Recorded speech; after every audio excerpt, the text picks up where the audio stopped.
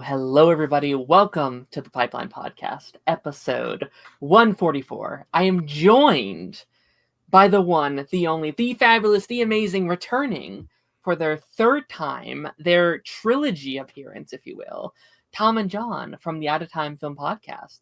How are you guys? How's it going? Hello, doing well. I'm good. How are you?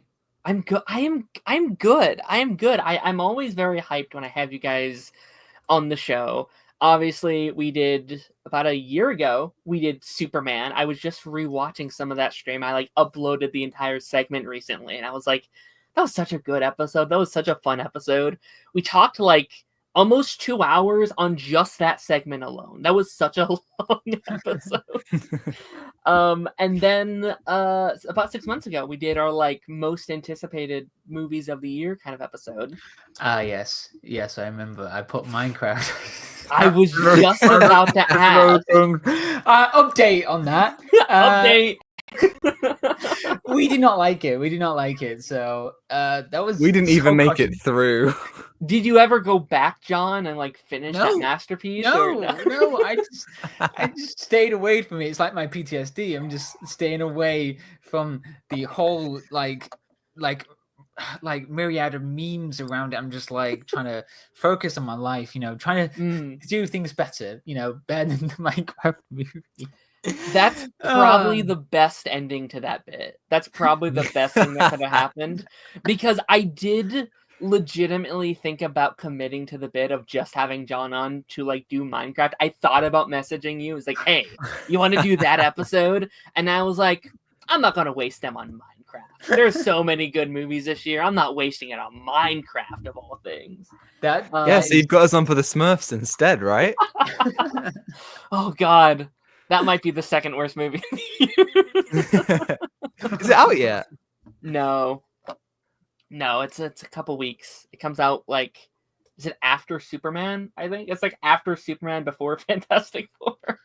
Oh, well, everyone's gonna forget that, because that's gonna be a whole mountain of Superman and Fantastic Four that we're gonna see. So interesting. I don't know what to expect from the Smurfs. I don't think I will see it, but I'll hear what people say. Imagine people just say it's absolute cinema. Okay, well, sure. That is my biggest fear, is this dark timeline where somehow Smurfs makes more than both Superman and Fantastic Four combined. It's no. Oh no. Oh no, I have a new fear now. Oh no. Oh God. I mean, speaking of Superman, that's kind of what we're doing here today. About 6 months ago, we were kind of pitching okay, when we're going to get you guys on next. We talked about maybe during the summer, maybe for the summer of Superman. Now, my actual Superman episode has been booked for 2.5 years up until this point. So I was man, can't do that one. But what my original pitch for you guys were before I pivoted, I was okay, we talked about Mission Impossible last time. I'll binge every Mission Impossible movie. We'll rank the movies. It'll be great. I do have bad news. I have not. I watched one of them. Oh, no worries, no worries. I watched one Mission Impossible movie, and I was like, "That's actually okay for now. I'll get back to them." oh my God, Scandal. Wow. No, was it? I like to imagine that it wasn't the first one. You were just like, I'll start with 2, and then Imagine you it's like and you a were roulette. "Ooh." It's just like you just spin it around. Like, okay, let's Yeah. go. Which one? Yeah. Which one? Yeah. I saw. There's this lady on TikTok right now that's going through every MCU movie, but from alphabetical order. So they're starting Whoa. with like Ant-Man, and then it's like Avengers, and then it's, you know, they're going down the order, and they've never seen it before. And I was like, that has to be such an interesting experience. That's going to be very confusing. You know, just trying to understand what's going on, but alphabetically. Wait, so is the final one Thor: Love and Thunder? Is that the end of? Is that the like alphabetically the final one? It might be. What a finale! I know. what a final swing. I'm trying to think. Oh Yeah, my are there God. any other like below? I guess WandaVision, if we're including movies as shows as well. Yeah. You know what? That's something actually not a yeah. bad final one. I feel like that one's Yeah, kind of that's fun. not bad. It's not bad. Not bad. But yeah, no. In today's episode, we're going to be going over the history of Superman. The Summer of Superman's here. It comes out right now, less than a week, which is absurd. Isn't that crazy? Isn't that I'm so insane? excited.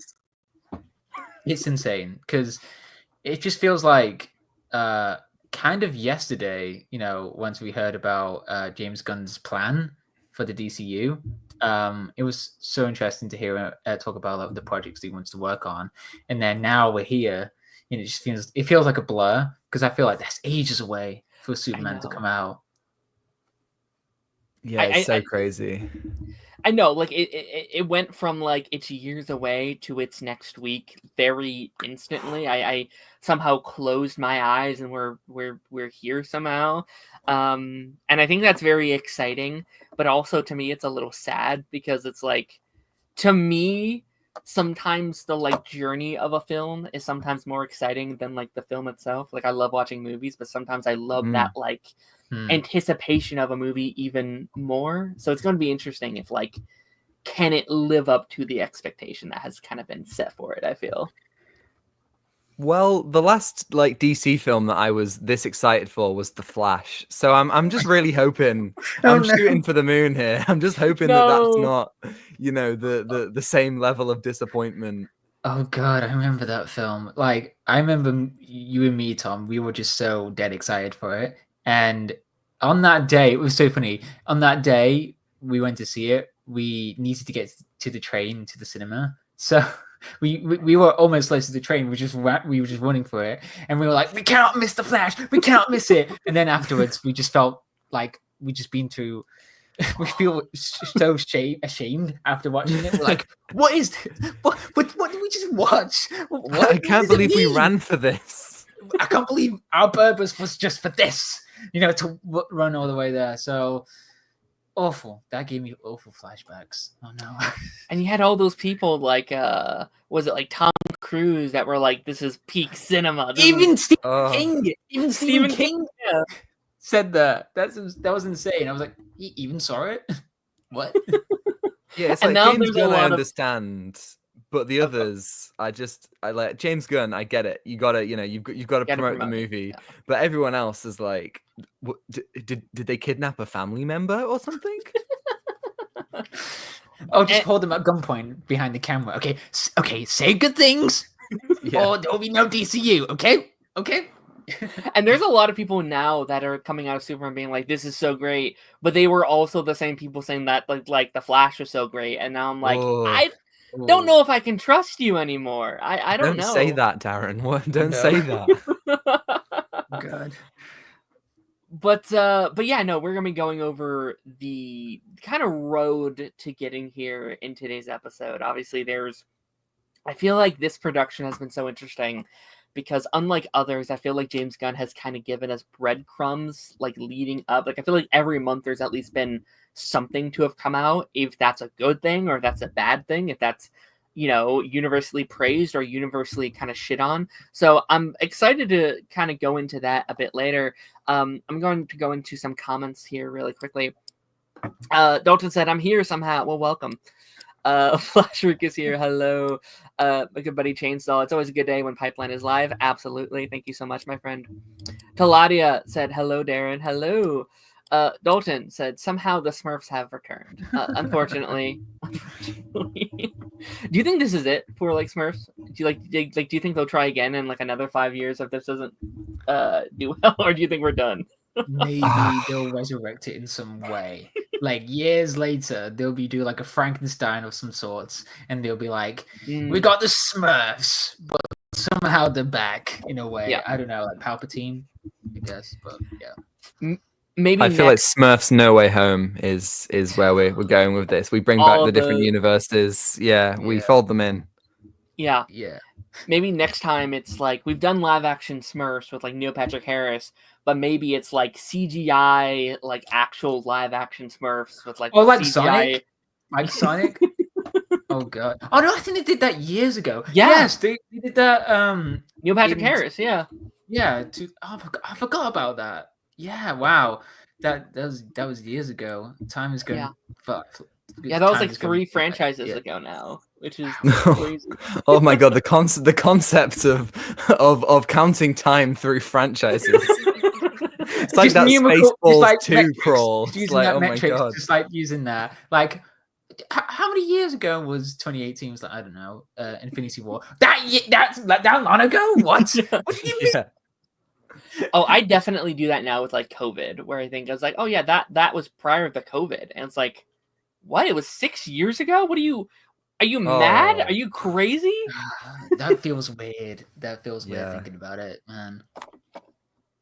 For sure. But yeah, we're gonna get today's episode started here.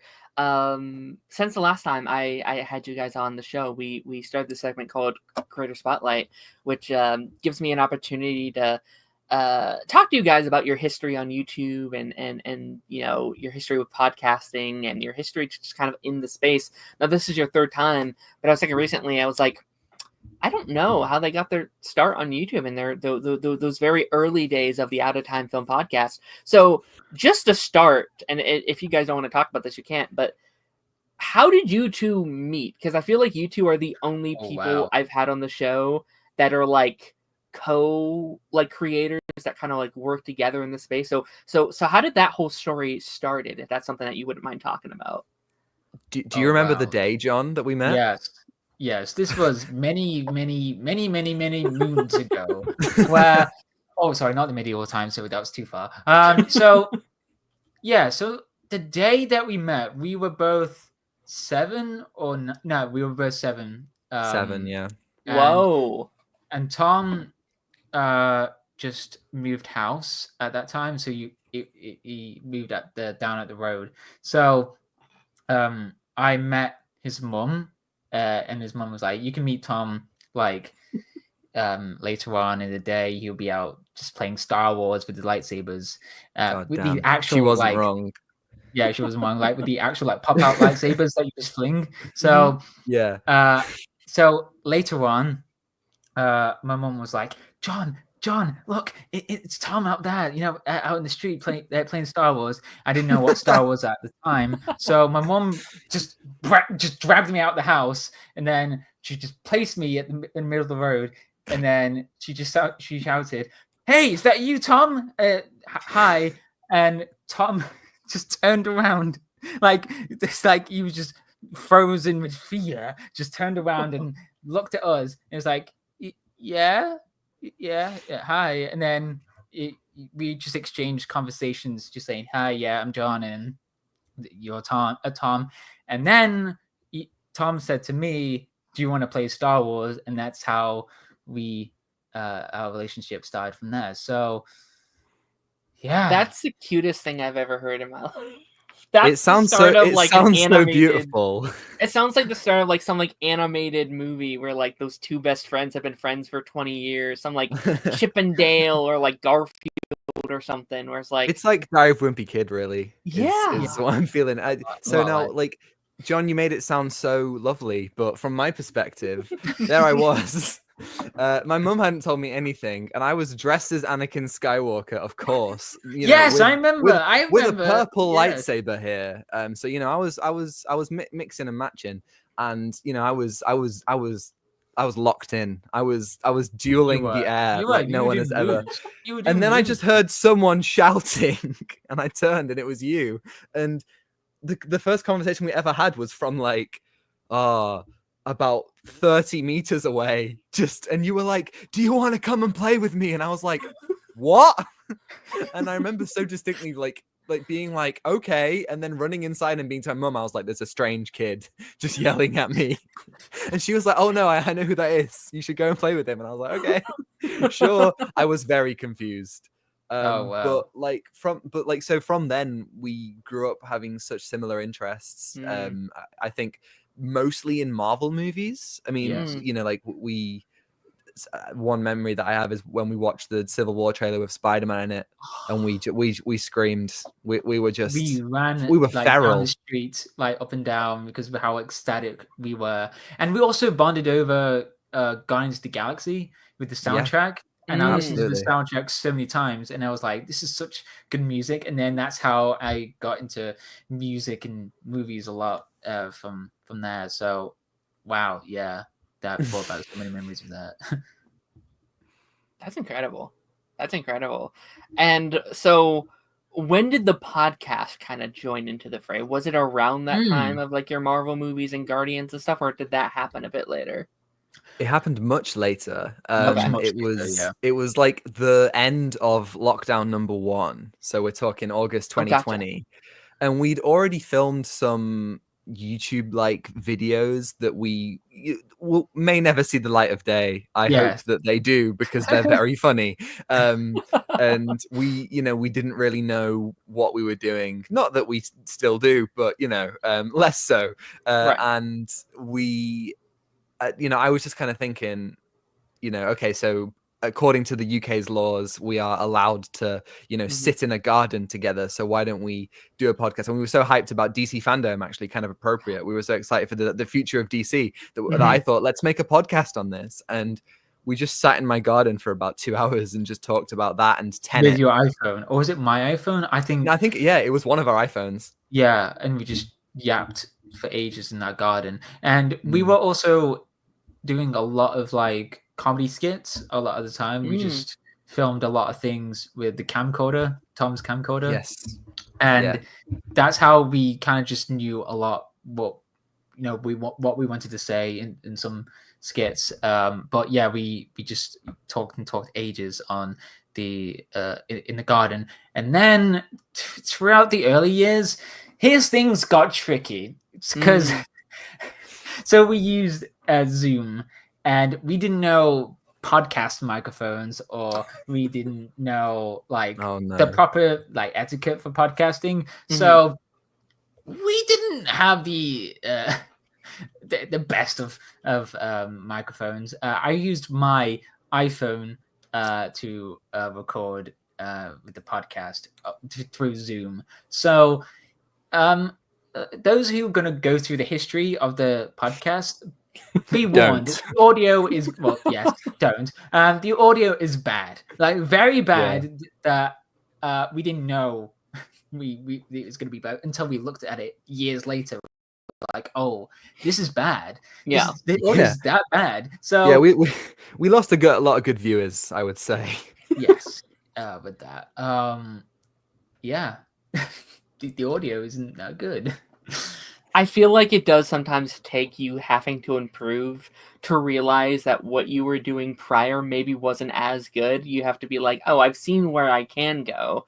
And then you go back, it's like, oh, what the heck was I doing? Like, I remember my very early days, like I think it was like 2017, I was doing bullshit. Like I would just like roll an apple like down like stairs and film it and be like, this is peak content. People need to see me roll this apple down the Is that an actual video? Oh, it's long gone now. That's off the internet. You can't find that no more.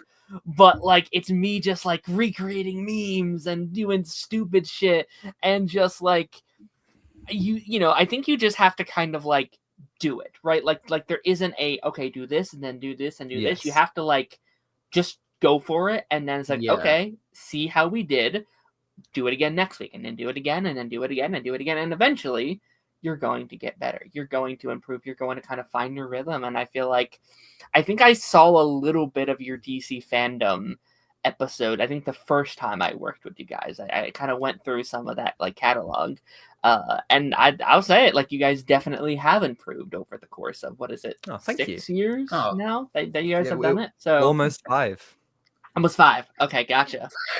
5 years have passed. Oh my god.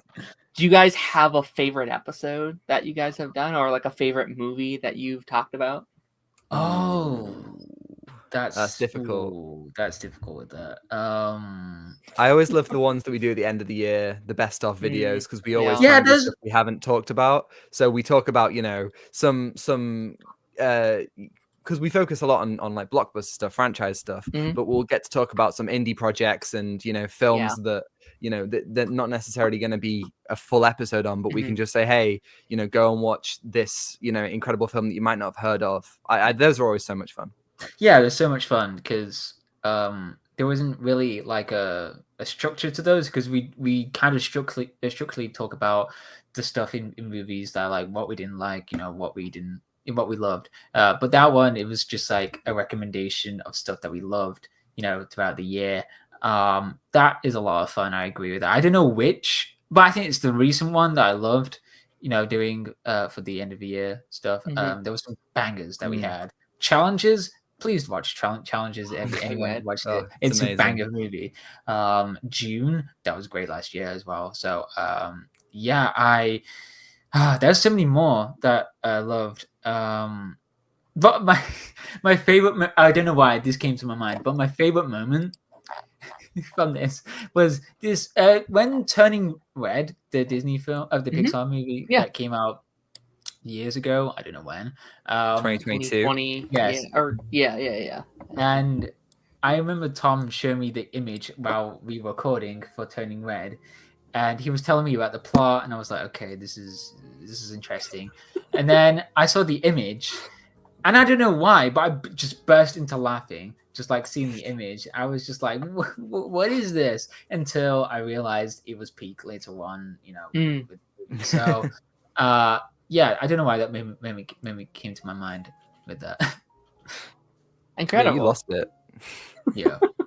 It's those little moments, I think, make this stuff up. It's just like these unexpected, spur of the moment moments that just like, oh yeah, that's incredible. I still very much cherish the like Spider-Man episode we did on here when you guys had almost the same exact ranking, and every time just like, you son of a bitch, how could you?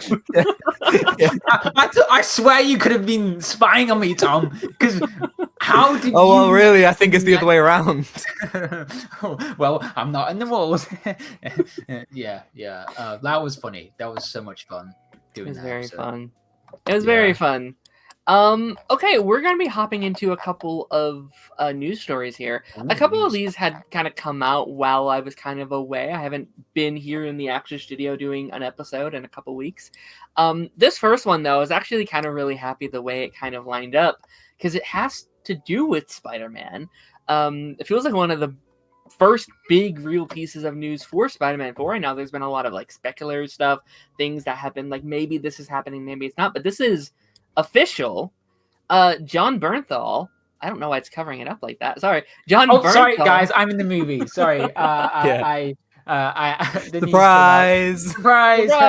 I'm the Punisher, baby. I'm the Punisher. Yeah. John Bernthal is starring in upcoming Spider-Man Brand New Day, which I know you guys have feelings on the like Tom Holland Spider-Man franchise. I feel like maybe I like them slightly more than you guys do, at least comparatively to what we talked about in the like in the ranking bit of it. And I think I do remember you guys talking about how you're not a huge fan of these these guest stars that end up appearing in these Spider-Man movies, and maybe how that isn't one of your favorite things. What are your guys' thoughts on this? Is this something that you're excited about, or is this something that you're a little concerned? I mean, a bit of both. It always depends how it's done. I think it seems like an inevitability that they're going to do this. And so if it has to be anyone, I think also, I don't know if it's confirmed, but there's the idea of the Hulk being in the movie too, or Bruce Banner. And so if they're going to do it, I think someone like the Punisher, somebody who is on that street level. I just want a Spider-Man movie, where it's just him, and it's not world-ending stakes. It's in Manhattan, and it's not, trying to reinvent the wheel massively. And I think Punisher could fit into that story quite well. Yeah, I think Punisher would be a great ideal choice for this, because I agree that we need to see more street level Spider-Man stuff. I think that's when you can go into basics with a lot of things. Like, I think that's why we didn't like the Tom Holland stuff, is that it didn't fully go into back to the basics for Peter Parker in ways. I mean, with the help of Tony Stark and a lot of things, with that. I think with this, that would be a good direction to have like a bit of conflict between Spider-Man and Punisher in ways of, with ideology. With Punisher, he kills people. So I think it would be an interesting movie to see in how they explore the street level ways. I think maybe I would love to see Daredevil somewhere, but that's a bit of a ask for that. But I love Daredevil, hoping to be in this movie. So yeah, but it's cool. I think it's cool. Yeah. Like I definitely, I think, am excited on a brand of cautiousness where it's like, I think after the last trilogy, and I'm someone who like enjoyed the last trilogy. Like, I love Homecoming a lot, and I like No Way Home a lot for like what they are. But yeah, like I think there's been like such a huge campaign for just like, we want to see him by himself. We want to see him, doing his things and doing college and facing this stuff. And I do think like Punisher is a lot less of like a mentor character, right? Like the last three being like Tony, Nick Fury, Doctor Strange. They're all these like kind of older figures in Peter's life that can kind of guide him. And I think what hopefully will make this one a bit better is ideally Peter won't agree with Punisher, right? Like these are two characters that are very different in conflict. And I would assume he's maybe going to be more of like an antagonist for Peter, not necessarily a villain, not to say they're going to be fighting the whole time, but they're definitely not going to agree about getting things done. So if that's the role that we're having him play, I'm definitely a lot more into the idea, especially like, I know there's a whole contract thing, right? I don't even really know why they have to do that, where it's like, you have to have one Marvel character in here to make your movie. That never really made much sense to me, but I guess what does Sony do? But like, yeah, I definitely agree. Like, I think I'd be much more excited for like a Punisher over like a Captain Marvel or something, or some other character that they would put in here. Yeah. By the way, when is the movie coming out? Because I swear it was going to come out before Doomsday. Was it after Doomsday originally? It was originally after Doomsday, but they pushed Doomsday back to December of next year. So now it comes out before. So that's going to be interesting to see how. Because that came to my mind thinking about how they're gonna do something around that, like with Doomsday, because if it's focused on street level stuff, there's gonna be a whole lot of things that are gonna be happening in Doomsday. So yeah, that I think. I'm looking forward for this one, but Doomsday for me, I'm just very cautious about it. I'm just like, are they gonna do a lot of things as Endgame? Because this is like massive. This movie, and the casting thing as well, that we saw ages ago, a few months ago, with the chairs, me and Tom waited for that to see what was popping up. So. Yeah, I'm looking forward to it. Yeah, there was no Tom Holland as well in that casting announcement, and I remember the idea was floated around that because he's filming the Odyssey, he would be mostly like in his mask, or maybe even entirely under the mask. And, Tom Holland would do mostly voice work, which I think is a really great idea and is exactly what the character should be following No Way Home. But I worry that now, because they've, pushed that back, they want to have more Holland, more, of him unmasked. And therefore, the thing that gets a lot of people, myself included, excited about the end of No Way Home, this prospect of nobody knows who he is and he wants to keep everyone safe. I worry that that's going to kind of come crumbling down, especially with Zendaya and Jacob Batalon being back in Brand New Day as well. I worry about, the ending of that film remaining intact. Yeah, because it feels like a reboot in a way with the ending. Because there's going to be that kind of like restart of like, oh, this is interesting to have Peter like overcoming obstacles in a way of like, how does he become, Peter Parker in a way, and Spider-Man, without the help with friends that he knew, and he lost in No Way Home. So that was the thing, to have like that character arc for that. But it is a bit worrying to hear about that they're going to return. So we'll see for that. Yeah. I used to be very anti Zendaya in this movie because I did want him to kind of stand on its own.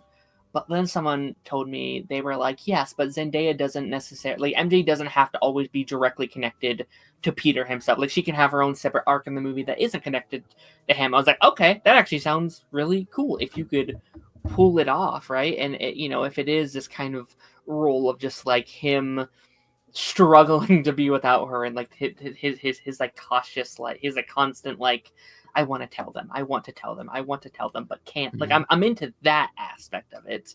But yeah, it is definitely worrying because, again, like, Zendaya is just one of those names now where, like, they want her there, right? Like, they want her and everything. But also, she's got a lot of movies lined up. Like, she got, like, Dune 3 and Shrek 5 and a bunch of these various projects that she's been working on. So hopefully she'll be a bit busier and she can't have as big of a role. And then, yeah, Jacob is a bit concerning for me, where it's like, oh, I like him, but I don't need him in this one. I think he could have stayed off for a few movies.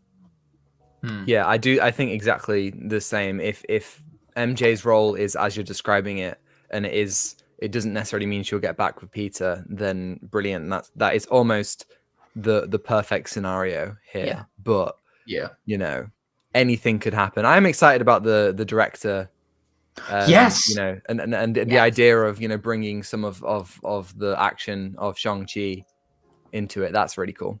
I'm looking forward to that. The action in Shang-Chi, yeah, I agree. That was so cool. That was such a cool movie. Until the bit towards the conclusion area, but yeah, the action is gonna be cool. I can see it with how they're gonna reinvent in some ways for Spider-Man, but also for Punisher as well, for street level things. So yeah, that's cool. Agreed. Yeah, like, I love Shang-Chi. He's doing Wonder Man that comes out this year as well, so I'm curious to see. Like, Wonder Man. Yeah. Forgot about that. It's strange with marketing nowadays for Marvel that they don't really tell you what is going on with a lot of things. Like with the new show that's coming that just came out. What was it? Ironheart. Yes. Yeah. So it's strange that they don't really market a lot of things that they say, hey, it's coming out this soon. And then Wonder Man, I'm like, wow, okay, completely forgot about that. They didn't really talk about it a lot of the time with things. So they are focused on a lot of the big projects. Like, this is getting traction, and then with Doomsday, that's getting traction. So it's interesting how they're marketing those shows, but these projects as well. Hopefully next year becomes better, because, like, this is one of their weird years of, like, everything that we had on the docket has to come out this year so I could be done with them, which just includes, like, Spider-Man and Wonder Man and Zombies and, Ironheart and Eyes of Wakanda. And, like, it's just, like, it's out, and then next year is their, like, clean slate kind of ending it all kind of year. So you'll see how it goes. Harrison James in the comments here, any chance we see Ned as Hobgoblin in the MCU? I think we're likely in a season of Your Friendly Neighborhood Spider-Man. I've talked about this. I'm okay with that if they, like, spend their time on it, right? Like, I wouldn't want Spider-Man 4 just Ned being like, Spider-Man, you know. But if it's like Spider-Man 6 or something, and they build up to it, this is a story of like, you didn't tell me you were, you know, like something like that. I was like, okay, maybe, but they would have to really work on it, in my opinion. That has to be a lot of build up for that to work. Yeah, I think Ned's big problem is that he's not really a character. He's just, you know, comic relief. And I really like the idea that I think maybe they tried to do it with Sharon Carter in The Falcon and Winter Soldier, but this idea of, oh, you basically forgot about me and you were so selfish with your own problems that you didn't really consider what I may be going through. And I like that as a jumping off point to make Ned, whether it be a villainous arc or anything more, complex. But you know, then again, he is right now just, you know, the funny guy, you know, CEO of sex. Funny guy, the guy who reinvents funny, the comedy. He's just there. He's just there. Most of the films that didn't really impact a lot of character arcs, really, for that. Sure. Agreed. All right, our next project here, and this our next news story here, I should say. This one's a bit of a sad one. This is a movie, and I hope I fixed a graphic here. Hopefully, it'll show up all the way this time. This is a movie I think you guys really, really enjoyed. There seems to be no plans for upcoming Transformers 1. Oh no. Transformers 1 is now Transformers 0, unfortunately. Whoa. Whoa. You didn't have to say it like that. You didn't. Whoa, that'd be a cool prequel name, actually. That'd be a cool prequel name. But again, this is a prequel that we already seen. But I mean, there is something definitely to be said about the fact that the ending of that film is so incredible that if I'm being completely honest, nothing would be able to live up to how that made me feel. No sequel would be so good that, you know, would do justice to that ending. But even so, I was so ready to see more of this. And the fact that we're not is, that's so sad. I'm just depressed.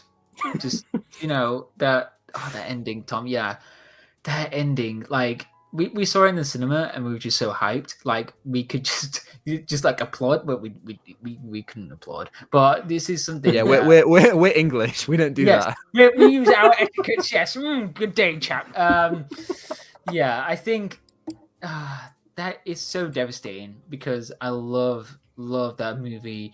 The score, especially when Optimus gets, you know, he falls into the hole, into the center of Cybertron, and that entire scene just altered my brain chemicals just with the score. I know Transformers hype guy. Is it hype guy or hype? Yes. You know, yeah. I bet he's devastated about it too because he is a lot of the movie. Like he locked in. He locked in to make sure this gets, you know, everybody's attention with this. So definitely got 45 times or something crazy, right? It was something insane. Oh my god! I bet he's happy that this movie, you know, did get recognized. But I'm hoping maybe in the future, you know, maybe someone will talk about it like, hey, let's just do maybe a sequel on this, but maybe it'll be a bit too late. But this will be forever one of those amazing movies to experience on the big screen. It's just a wonderful film. I love it. Yeah, no, it's definitely very depressing. I never got into Transformers as a franchise. I for whatever reason I could never get into it. I've never seen any of the like live action movies, but I watched this one because everyone's like, well, this is like an origin story. You don't really have to know like anything else. And like when all the things came out about it, we're like, wait, they cooked with this one. I was like, okay, yeah. And then like coming out of it, I was like, I don't think I could then now go back and watch any of the others because I don't think any of them live up to the hype. And it sets the bar high. It sets the bar high. Yeah. So it was like, well, I guess I'll just wait for a sequel to this movie instead. And yeah, like it was just announced that like Michael Bay's coming back to do more Transformers. It was announced that like this director that did this movie is going to be doing like a live action movie, which is so nice that he gets to kind of stay on even if it isn't the project he wanted to make, right? But I do think there's a larger conversation to be had about just like how people view animation and how like live action movies still just make more money than animated movies. I was gonna say, pains me a little bit. It's this idea of authenticity, and this is the thing that I feel very strongly about for Star Wars. This idea of, we get the animated characters in live action, so now they're real characters, now they're properly a part of it, and it's like they were before, and in many cases better. You know, I don't think that it's like Disney doing all their live action remakes or whatnot. Right. It doesn't make it any better just because it's real people. If anything, the artistry is, a little bit less impressive because it's just, translating something that has been done before. Right. But it is. I mean, hey, if it turns out that the Josh Cooley Transformers film, the live action one, is just Transformers 2 in a live action style. Sure. Hey man, like, let's do it. Let's do it. Yeah. Yeah, let's see that. Yeah. Yeah, that'd be cool. I wish them the best. I don't know if I'd be watching because there's like so many now I now have to get caught up on, and that just seems like a lot. I was like, I don't know if I want to go through all those. Yeah, the Transformers live action. Yeah, it's something. It's definitely something. And that means you got to watch like G.I. Joe now, apparently, as well. Oh yeah, it's connected. It's all part of the universe, and it's like, oh god. Yeah, like that's getting like a crossover movie now, which is sure. I actually might just watch that one because that sounds so absurd that it might just work.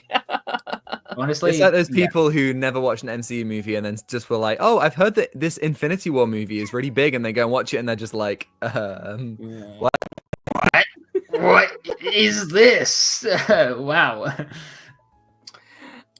Harrison coming in with another comment. Some people will always think animation is for kids. My housemate was the same. I got him to give the Clone Wars a chance, and now he's on his anime arc. Yeah. He's on anime. Yes, let's go. Someone finally has watched a bit of anime. That feels like shade, John.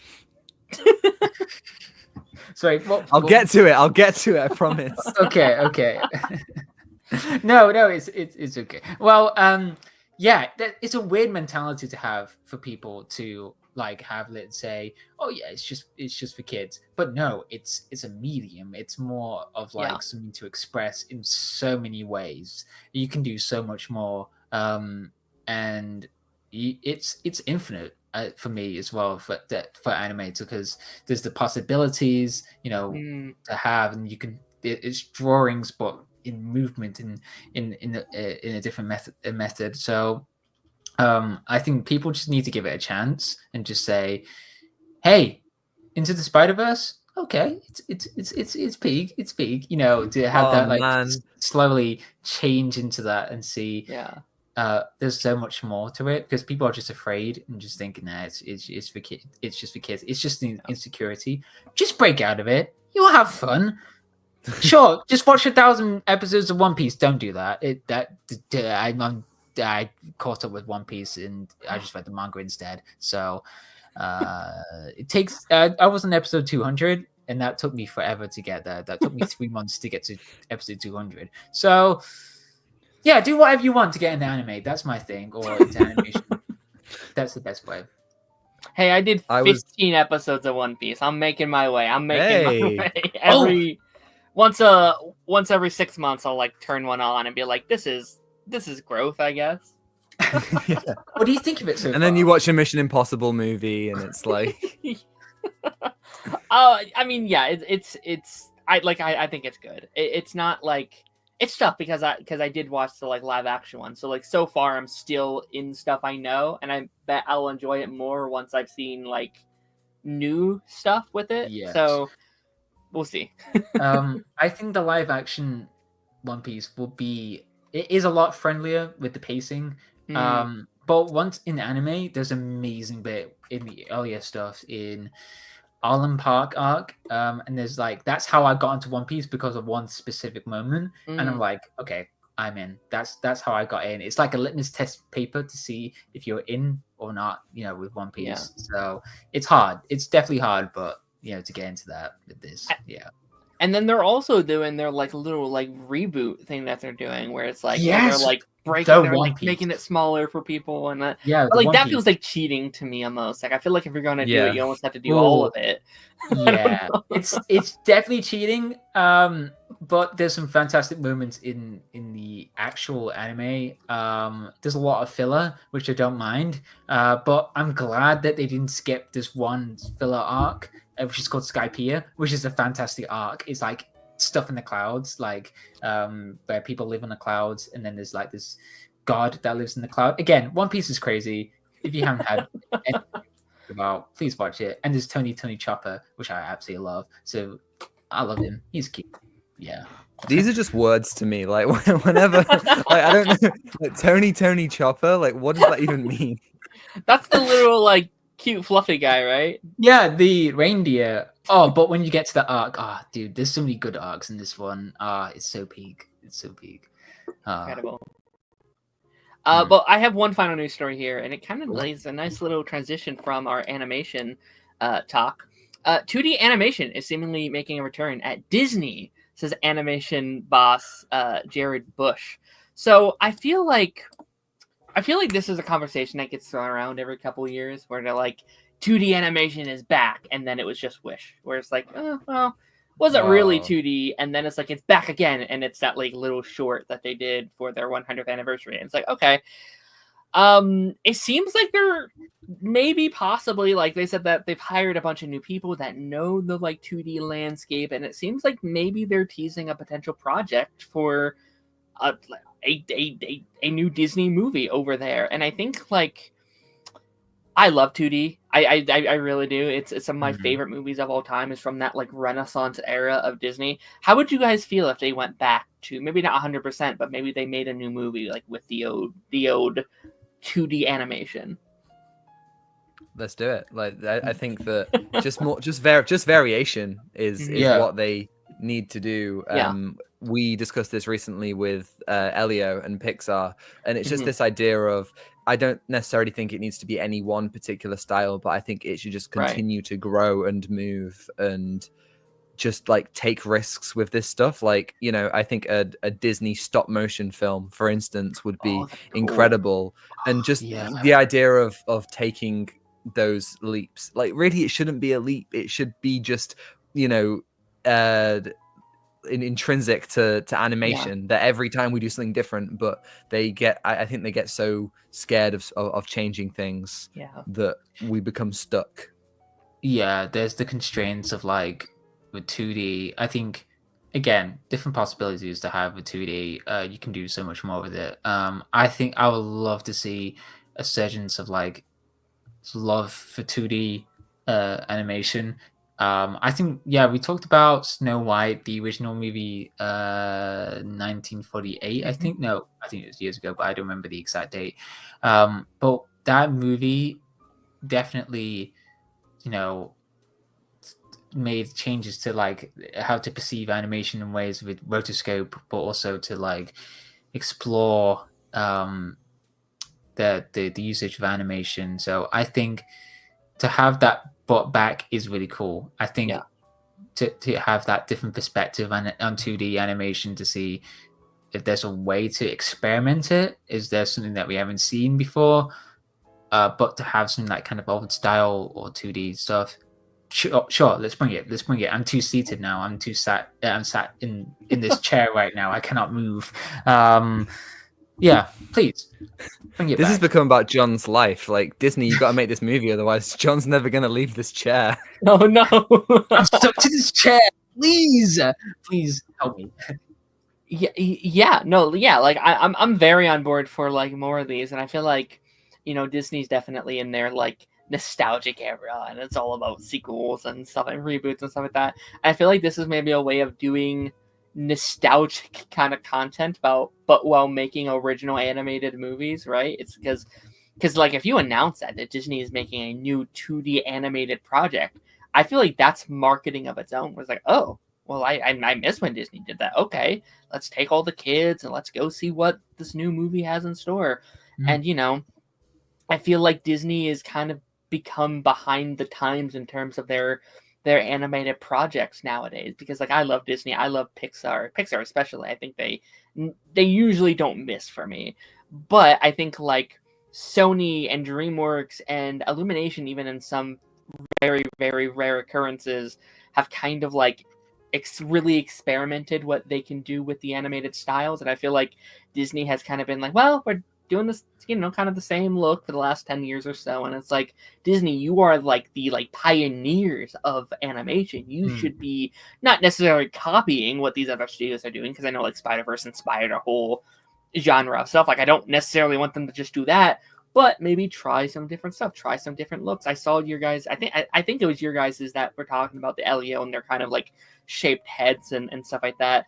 And it's like, I don't hate that look, but you're right. They have just kind of done the same look for the last several movies now. And it's like, okay, maybe try a slightly different style to kind of switch things up, which it looks like they're going to be doing with that new like cat movie that was recently announced a couple weeks ago. Please, so, please. I'm so looking forward to that. I'm excited for that too. Yeah.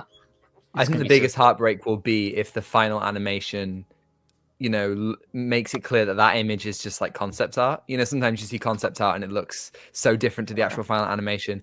I will be so heartbroken if the first trailer or the first look comes out and it just looks like another Pixar movie. I'd be like, no, why? I'll be falling down to my knees and cry. I'm just like, it could have been 2D art. No, why Pixar? Why? Yeah, but no, that's a valid point. And yeah, I'm curious to see, like, even with like the that upcoming Toy Story next year, like that, like I have my issues with that movie for sure, but I'm wondering like what Toy Story has always done a good job at, like with every new installment, it looks beautifuler and it keeps looking better. And I'm curious to see can they continue that, because like Toy Story 4 looked beautiful. Like that movie was like a work of art in terms of like just the animation style and stuff like that. So we'll see. Okay, yeah, without further ado, we're gonna be jumping into some Superman stuff. Again, comes out in a week or less than a week's time. Comes out, well, depends on when you're seeing it, I guess, because over here some people are seeing it Tuesday, which is like 4 days from now, which again is bonker stuff. Bonkers. Tuesday in it. What? No. Yeah, it's insane. I can't believe we're here already. So we're gonna be just kind of going down the kind of the last 2.5 years, which does not feel like it's been 2.5 years. It feels like it's been like I don't know, maybe 1 year, maybe a year and a half. But 2.5 is crazy. So we're gonna start at the beginning. And I was wondering where I wanted to start, because there's a lot of places you could be like, well, this is where it started, or this is where it started. You could be like, well, it started with Man of Steel, or it started with Justice League when things started to crumble, or it started with, all these various spots. But the first thing I have here is October 21st through October 24th of 2022. Henry Cavill officially returns as Superman in the DCEU's Black Adam. Shout out to Black Adam. All my homies love Black Adam. Year of our Lord 2025, Black Adam. I swear the marketing around this movie was so bizarre. It was so bizarre. I swear I swear this is like a fake tweet or something. But I swear The Rock said, unfortunately, the Queen died around that time when Black Adam got released. And then he said, "Rest in peace, the Queen," but she unfortunately won't be seeing Black Adam. It's like, what? What do you mean? He was showing up everywhere. It was so weird. It's like that one where it's like You'll be at it was like a football game or something, and it was like it's India versus Pakistan, and it's the greatest clash of the Titans since Black Adam. It's insane.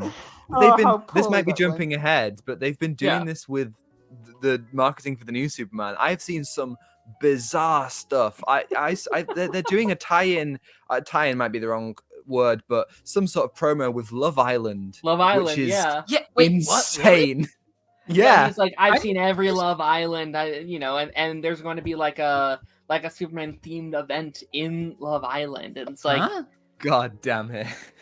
But like, it's kind of ingenious, because that's like the biggest show right now. Like I don't know what happened. I knew no one that watched Love Island ever, and then like last week everyone's like, yeah, we're all watching Love Island. I'm like, what are you talking about? Why are you watching Love Island? Oh, in my household, like in Love Island a couple of years ago, that was very popular. And like when I wanted to watch Netflix or something, the TV would just get, hogged by just people watching Love Island, just like, oh my god, it's Love Island or something like that. It's on like every night. It's like you need commitment for that show. It's on like every weekday for about 4 weeks. Like, calm down. I'm just like, yeah, I'm not hugely into that kind of like reality stuff. It's weird to market that into Love Island. So yeah, I don't watch those kind of shows, but I feel like if I did, I'd be obsessed. Like, I feel like I'm either like 0 or like 100 with those type of things. But yeah, no, he appears at the end of Black Adam, ultimately still underperforming at the box office, and just 3 days after, he announces his official return as the character. So let's talk about this. Oh my This was such a crazy era. This was such a crazy era. Go ahead. Sorry. Yeah. We were both looking forward to it, weren't we, Tom? I think there was some of that kind of excitement, like to see. I liked it, man. Yeah. Like I thought it was a perfectly fine movie, and maybe I was just blinded by the hype, but I thought it was fine, and I'm never gonna revisit it. Let's be honest, I'm never watching that movie ever again. But I think like it was. Why did they do that? I have no idea, Tom. I think it's something that we will never see before ever again in terms of marketing, because it's like, how on earth did they do this? To then unfortunately, which we'll be talking about in a bit, what happened to Henry Cavill with Superman. That was an interesting time, honestly. Like to see kind of like that excitement, to see there's something happening with Henry Cavill, because let's face it, Henry Cavill didn't get a lot of good Superman stuff. I think Man of Steel was great, but BVS was good, but then it went to a bit weird like moment to like not see him again that often, because the DCEU was something to build up. There was going to be big, huge movies that was going to be planned, but unfortunately that just went to bits. So weird time, but exciting. Yeah, I remember like my history with like Henry Cavill has been interesting, because like I've never super got into his take on the character. Like I was never like, that's my Superman. But I've always respected them to at least try something different and try something unique with the character. And like I remember at the time, even like before this went down, I was preaching we need a reboot. We need something, because we didn't have a Batman, we didn't have Superman, Wonder Woman was kind of all over the place. There's all these controversies with like the whole like Amber Heard situation, the whole, like there's so many stuff with it, and I was like, just we need a reboot. And then when they announced this, when he showed up at the end of the movie, and like he made his little video being like, I'm back and we're doing something different, and he seemed like he was very passionate about it. I was like, you know what? Hell yeah. Like maybe I can finally understand. Maybe they can finally make me love this version of the character, because I think the casting is incredible. I really, really do. And I love how much he loves Superman. I really, really did. So I was excited for like 2 days, right? Me too, buddy. Me too. Yeah. How about you, Tom? How did you feel when he came out on screen at the end of Black Adam? Were you excited, or were you confused, or what was your kind of feeling with that? It was all I was looking forward to at the film. I remember when Comic-Con happened, and we were so like I remember John came round to my house. We thought there was going to be a stream. There wasn't a stream. We basically put up Twitter on my projector and just discussing films that are back. Like, yeah, films. Exactly. We were just like, is he back? Is he back yet? Is he back? And then when he wasn't, I think we just played like a variety of Superman clips, and we're just so sad because we were just like, oh, he's not. And when I was walking because the rumors then didn't stop, so when I was walking to the cinema, I put on Superman music, and I was like, it's gonna happen. Yeah. And then when it happened, and I was like, and there he is, and like, I wasn't like thrilled. I was just like, cool. they're gonna talk. Great, like fantastic. This is awesome. And then that image that he posted on Instagram, you know, him wearing that Man of Steel suit, you know, the kind of like the light behind him. It was a great image, and it was really exciting to see him back.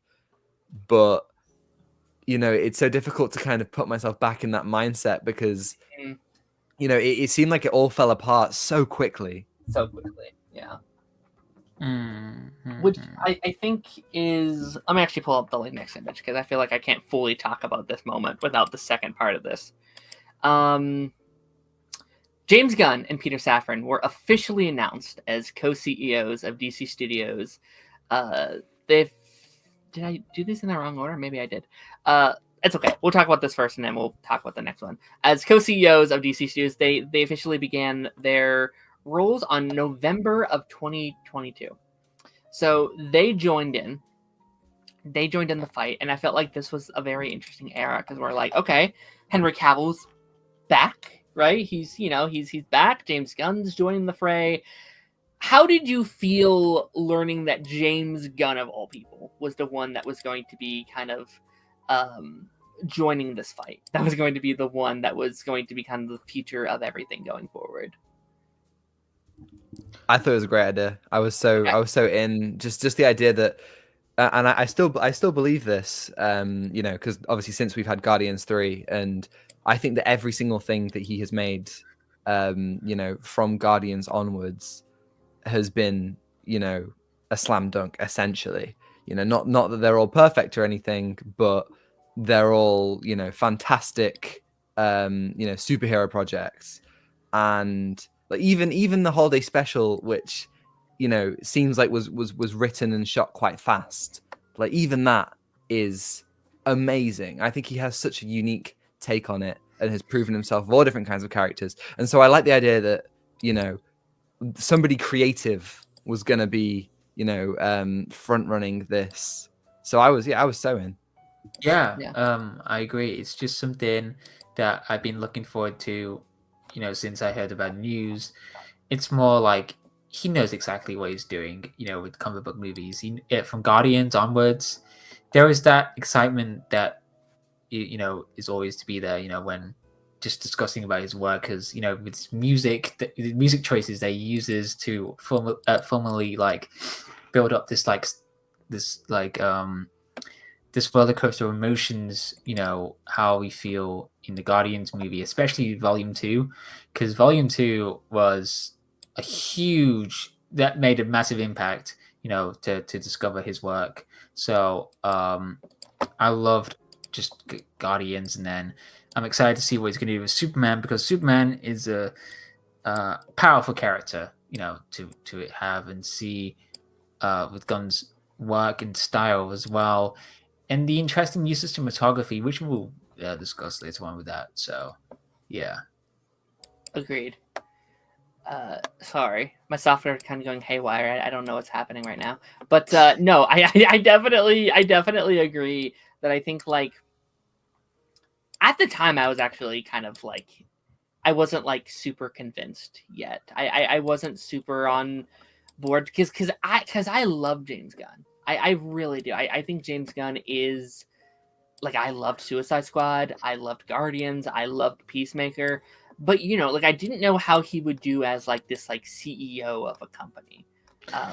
And like, you know, someone can make really good movies, but that doesn't necessarily mean they're going to be, you know, great at like running a company. So that I think was my biggest concern, just kind of like right off the bat. Yeah, that's very fair. I think the idea that it was co-CEOs, you know, I think Peter Safran, like they did that, gave me more hope. I want to say Peter Safran at that point had done Shazam or something. Like he had produced on other DC films. Yeah, he did. And DC films that I enjoyed. Like, I think, you know, no matter what you think of the universe, you know, the DCU constructed, I think that they had a pretty good run for a long time. And so I thought that the balance of somebody who could do creative stuff and somebody who could do business stuff was a smart choice. Yeah, I think with him being co-CEO was, you know, you might have got that experience, with Kevin Feige, to explore, how do CEO works, in the major comic book company, in Hollywood, how you gonna do all of that. So I think with that experience, I think that's gonna be, something to see more in the future, like how he's gonna handle the choices of films, the stories, and then what we're gonna do with those as well, like how it's gonna lead up to some certain things. So again, we've seen, the kind of like the trumble of Marvel. There's this like, they haven't done too well in the past, since Endgame. I think it's something that he can learn from, like how not to have too many projects coming out because then it'll be too exhausting. And then how do you, as a viewer, consume so much projects, in like the MCU that's got an outrageous amount of movies that you have to sit and watch through, and it's like interesting. How do you perceive that for the DCU? How is that going to be different? How is that going to be handled in a way with these characters? Is it going to be Gunn's vision, or is it going to be the vision of other directors and other producers that they want to handle with the characters? Agreed. All right. Hopefully everything is fixed on my side. I don't know what was happening over here. No worries. That's fine. So our next one here, and I think this is the one that kind of confused me a little bit. I was like, okay, the timeline of it all kind of coming into fray. December of 2022, James Gunn announces he will be directing upcoming Superman reboots, and Henry Cavill will no longer be involved. Now, this was a whirlwind. This was such an interesting time to be in the fandom. There were so many people that were very excited. Holy shit, there's a new Superman. There were so many people that were like, no, Henry Cavill is my Superman. So many people were like, yes, no more Henry Cavill. Some people that were like in between being like, I want a new one, but I loved Henry and this is crazy. What were your guys' reactions when this came out? This whole debacle. What was our reactions, Tom? I think we were both distraught, I think, in ways. I think we were, yeah. I think we were quite disappointed. I can't remember if it had been announced that he was rebooting the universe as well at this point, but that definitely did come at some point. I think it was like... I don't think it was full-on universe yet, but I think he's like, I'm directing Superman, and the first official, I will give you guys a slate of projects in about a month, which we'll talk about next. Yes. Yeah. But so it was just like, Superman for now, other stuff later. Yeah, I think it was the idea that, like, at this point it was a recast and not just like a new character in general. And so I was just like, what are you doing? We just had all of this and you're throwing it away. And it's actually very similar to how I felt when Affleck left the Batman. I was just like, what's the point in any of this? I was like so upset about it. And I remember still trying to, kind of like rationalize. I remember saying to a friend, I was like, no. So I think the Matt Reeves film could be a prequel to Batman v Superman, and he was like, let it go, mate. I was so unwilling to let go. I think Superman wasn't quite as bad because I know that this isn't the case for a certain crowd, but for me, when the Snyder Cut came out, that's the end of the journey. Like, we did it. You told a complete story. Mostly across those 3 movies. And I was kind of okay with leaving those characters there. I think the complicated fact was that they got me so excited about Cavill coming back, then to rip him from me again. Yeah, those bastards. Yeah, I think I was like, what is Gunn doing? This is a great use of Henry Cavill to have him in a reboot type of way, for this movie. I was definitely questioning his choices, around that time to see, okay, he's doing a Superman movie, but what is he going to do exactly with this? Is he, I was like, what research is going to do into this? Because it's like, how do you do a reboot, in this day of age of, with Marvel that's completely, dominating the game, in the comic book world. So, that's the challenge that I was thinking for him to, like, what is he going to do, without Henry Cavill, all the stuff that we don't know in previous DCEU. However, he was making Peacemaker around the time, I think. I think too. Peacemaker recently ended. I think because that was also 2022. I think was the last season we got of that. Yeah, I think so. Yeah. And there's that idea at the end of that season where Gunn was saying, oh, he wanted Cyborg in there, and he wanted, to kind of make it a little bit more streamlined with the DCEU. And I always respected the idea that, and he wasn't the only one, to be fair, but like the creatives wanted to, keep it coherent. And so the idea that he would do that and then be like, oh no, I'm changing Superman, though, was like, what? Like, pick a lane. Yeah. Yeah, it's weird. It was a weird time for that. Yeah, no, like it was a weird time, and it didn't help. We had no information. We had no vibe of what he was trying to go for. It's just like what you love is gone, and we're doing this own thing, and that's always very hard for fans. Anytime someone replaces a roles, anytime Andrew Garfield coming in for Toby, or Tom Holland coming in for Andrew, or Ben Affleck coming in for Bane, so like there's always it's hard for fans, right? But I remember being very excited about this, being very like, okay, because I had just said I was kind of wanting a reboot. I felt like for years this universe was kind of just like spinning its wheels, like we weren't going anywhere. We were putting stuff out, but it didn't feel like we were actually making content, but they were just kind of these like filler things to kind of fill in the spots because they didn't have their main actors, right? So I was like, okay, it's time. But again, like when he came back in, I was like, okay, you know what? I will give them another shot. Maybe they'll get their stuff around. So like when this had come out, I was like, I think this is good. I think this is for the best. But Henry Cavill got fucked. He got just absolutely, like, for him as an actor, I felt so bad. And this was definitely like a communication thing. Like someone at DC said, do it, go ahead, whatever. And then when James Gunn came aboard, they were like, I'm sorry, but I didn't co-sign on this. This isn't the direction I want to go. And there's no hard feelings here.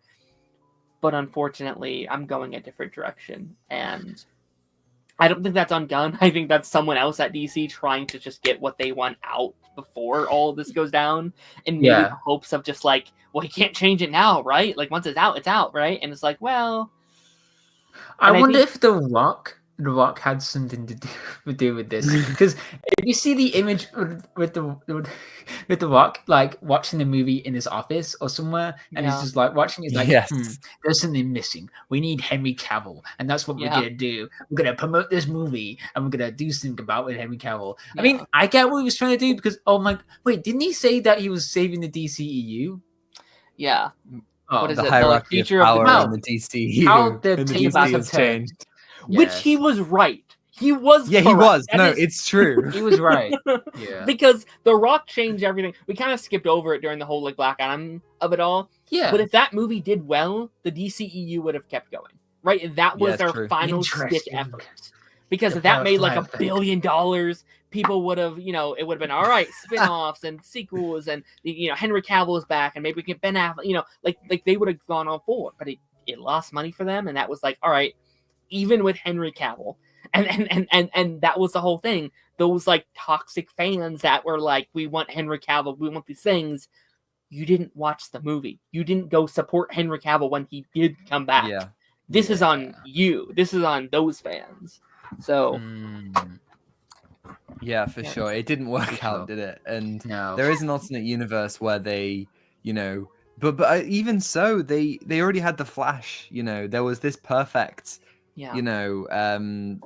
rebooting point, and I will never not find it funny that that they did all of this and were poised to really shake things up and maybe make this $1 billion thing where Superman comes back and Black Adam, and they introduce the JSA and stuff like that, and then the Flash comes out and they're like, we're doing Flashpoint apparently. But they had no plan at any point in any of this.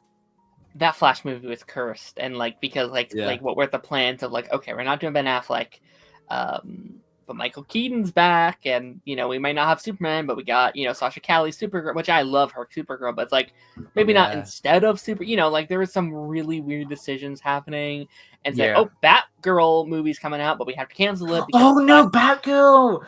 Oh yeah, no. Yep. No, I completely forgot about that. So did DC Studios, unfortunately. No, it was a mess of a time. It really was a mess of a time, and like this, that first year, like 2023, what I marked as the like grieving period for DC fans. I was like, listen, this year, get those feelings out, be sad, be frustrated. That's okay. But then 2024 and 2025 is our time to prepare for something new. Prepare for the future of this universe. So our next thing here, January 23rd of 2023, James Gunn announces the first slate of movies and TV shows titled Gods and Monsters, many of which have had no updates or have been put on hold. So this was kind of really the like start of this specific show that I run. Like I started at the very end of 2022, and I think once this slate kind of got announced, I was like, oh, I think I'm going to keep doing this because I do think this is very fascinating, and I'm very excited for the future of DC. Do you guys remember your reactions when that first slate came out? Those like first 11 projects that were announced? Yeah. The first thing that came to my mind was the reassuring thing of like, okay, there's some projects that he's willing to do to show to us, like to have something different in mind of like, okay, we're not only focusing on Superman and Batman, there's more things to discover within this universe. I think if you look at the DC comics, there's so much backlog, to look into with characters, with different crisis stories. I love the crisis stories. That's one of my highlights for that. But I think there's amazing comic book storylines that you got to discover in the DCU. So I think the first thing, Superman, I was like, okay, great. And then there was Creature Commandos, which we still haven't seen yet. It's not available here in the UK until June something, isn't it, Tom? No, July. I don't know. I don't know when. I think it's next Thursday. I think it next might be Thursday. The day before. Wow. Hey ho! Great. Now we can review that. So, So Creature Commandos. Still haven't seen it, but I'm like, okay, great. We've got some bit of animation. Hell yeah! And then The Authority. Still need to read that comic. I still haven't got around to it. I think we've got a lot of time for that we've still got a lot of time. Supergirl, that was supposed to be called Girl Tomorrow or something. Woman of Tomorrow, Now it's just Supergirl. And then Swamp Thing, and then Booster Gold, which was surprising. Like no one talks about Booster Gold, in this world of comic book. Like, I think he's a weird, interesting character to have because he's just this time traveling idiot that doesn't know what he's exactly doing. So that would be fun. I don't know who's going to be casted that for yet, but I'm thinking Glenn Powell would be a great choice for Booster Gold. Ooh. That would be something really cool to see. That'd be cool. Bring back Donald Faison. Yes. From Legends of Tomorrow. Yeah. Do it, you cowards. It was because I remember when that week happened, we were supposed to talk about something or other on the podcast, and then we were. Yes, and it was so exciting. And back when the Comic-Con thing happened, where Superman may or may not have been revealed, I said to our friend Zane, who does the thumbnails for our show, incredible artwork, and I said to him, like, can you make one with Superman on it and say the future is bright? Because he's going to be announced at Comic-Con. He was like, oh, I didn't know this was happening. Cool. And then he wasn't. And then we had to do Lightyear instead. And it was a really sad week. And I had to watch that movie alone, by the way. Yeah. And then when it actually, when the slate came up, I was like, we're going to do this. And I said to Zane, I was like, can you make a thumbnail and write the future is bright on it? Because genuinely this time it's true. This time we actually have a reason. It's not speculation. We have a reason to actually be really excited, and we put Booster Gold on it, and it was just this, like what John's saying, the variation of it all was just super encouraging, and it has been hit with that, the curse of, Marvel's had it a bunch too, but the curse of announcing anything, and you announce things early, and there's no world in which it's all going to go smoothly. But I hope we see every single one of those projects because they're really, really exciting. Yeah. Agreed. Yeah, and I think I do 100% think that was one of those like corporate things. Like I think if it wasn't for James Gunn, I think James Gunn would have just been like, all right, Peacemaker, Superman, Supergirl, and I think he would have called it a day. But I think Warner Brothers were probably like, well, we need to like get all our CEOs. We need to, make our money, proving what all we have on the table and stuff like that. And, this was a weird era because we still had Flash coming out yet. We hadn't seen Flash. We hadn't seen Blue Beetle. We hadn't seen Shazam 2, and we hadn't seen Aquaman 2, right? And it was one of those things of like, did it ruin the success of those movies? And at the time, Isn't it when James Gunn said The Flash is one of the greatest superhero movies I've ever seen? Yes, he did in that video. In that video, yes. Yeah. He lied. I mean, maybe he didn't lie. Us, maybe it is genuinely from his perspective. Yeah. And like at the time, like I like argued with people, and I said like I don't think a success of a movie or the quality of a movie should be determined by if it's connected to a universe or not. And I said like you should still go support these movies because they may be very good movies on their own. Most of them were not, unfortunately. We got Blue Beetle. Blue Beetle. I love Blue Beetle. Yeah. Yes, that was a vibe. I love that one. Blue Beetle was great, and it's still going, right? Like we got that like animated series that's coming out here. Oh, that's so exciting. So, yeah, no, it's that was an interesting time for sure, and like there's a lot of new like I could go down a rabbit hole being like this was said and this was said, and various projects since this announcement have come out and like, well, this stuff is supposed to be back, and Titans was announced and all this various stuff, right? Clayface, but I'm going to kind of leave that section alone and really just focus on the like actual production of Superman over these next couple slides. So these next couple come down to casting announcements. Now, for our main trio of this upcoming Superman movie, there were 3 people that ended up screen testing for each one of these movies. And we're going to be going over here really quickly to see who almost got the role and how we feel about the actor since they got the role as these characters. So for Superman himself, Nicholas Hoult, David Cornsweet, and Tom Brittney all screen tested for the roles of Superman. The role ultimately went to David Cornsweet, though. Now this is the one that people talk about a lot because they're like Lex Luthor was tried to get Superman and he was in the final 3 and blah blah blah. How do we feel about these 3 men, and do we think it went to the right person? And of course we haven't seen the role yet. Maybe David sucks or something, right? But like as of right Darren, now, stop. You can't say these things. We're a week out. You gotta like optimism. Come on, he comes out as like yes, super be happy or some shit. We're like, no, David, how could you? No, David. He seems like such a wholesome guy. I don't know who Tom Brittney is. I haven't seen him in anything. But I had seen David Cornsweet in Pearl, and so I knew. I was like, yeah, no, this guy could really work. And but Nicholas Hoult, I was like, no. Sorry. But, sorry, Nicholas. I see something else, Nicholas. I don't see Superman. I just see something terrifying that works really well with him because he's a fantastic actor, Nicholas. I think he has so much range that he works on with the characters, but as a hero, not really. So I'm glad he's got more. He's got more edge to him. I think that's it. Yeah, more edge to him. That's something to make it so starkly drastic to the other antagonist, to the antagonist of the story or something. I'm definitely with you. Like I remember when this came out, I was like, okay, definitely either Tom or David. Like out of these 3, 2 just look like stereotypical Superman actors, and the other does not.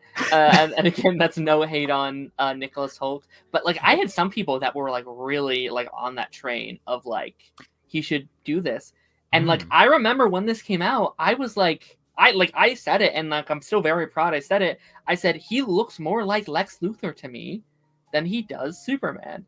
And like I remember, I was like, I looked up like Nicholas Hoult bald head photos on like Google to be like, can I find one? And like he just, I guess I'm like jumping ahead a bit here, but like he just gave that like billionaire rich boy spoiled kid energy. You know, someone who just has all that money and just isn't being very careful with it. And just out of these three, like I look at David Cornswell and I'm like, that just looks like Clark Kent Superman to me. Like he just has that face. And like there was all the people where it's like he just looks like Henry Cavill. He just looks like a different. And I was like, yeah, because Henry Cavill looks like Superman. Like that's a good thing. Yeah, I remember a lot of people when all we had were those.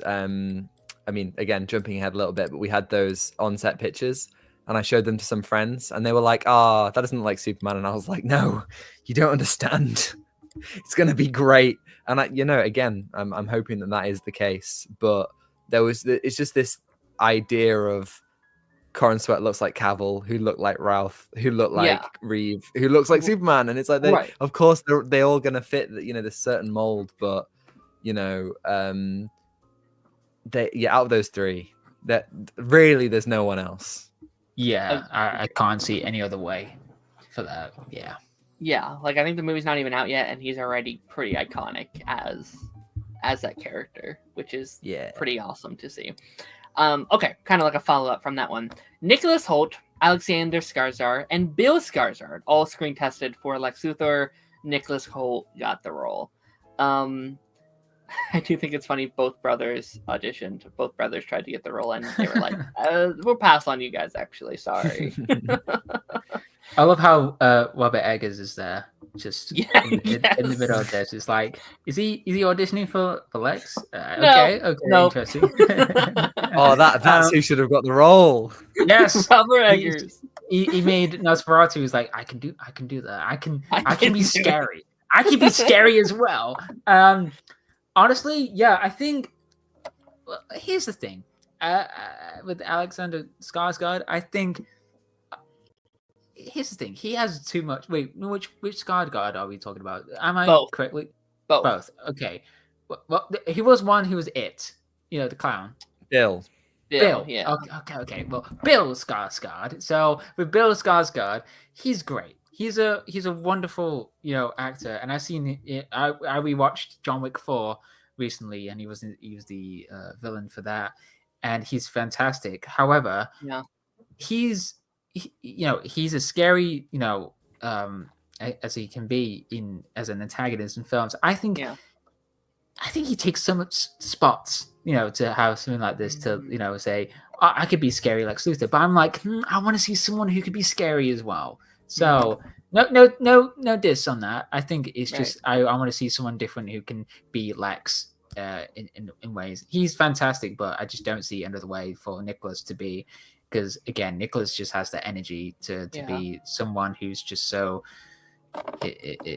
rich and spoiled and just trying to get the attention, to save the world at times. And there was an interesting quote that James Gunn said about how Lex perceives Superman, like how, we see with AI, like there's that disgust that we have towards AI, and and that's such an interesting motivation to have for Lex to, he wants to do everything, by himself without, Superman just getting in the way.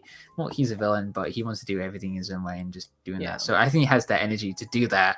But Skarsgård, he's just terrifying. He's just absolutely terrifying. Sure. So yeah. One thing that I've kind of been thinking about with Lex Luthor is like I love how like it feels like anyone can kind of play Lex Luthor.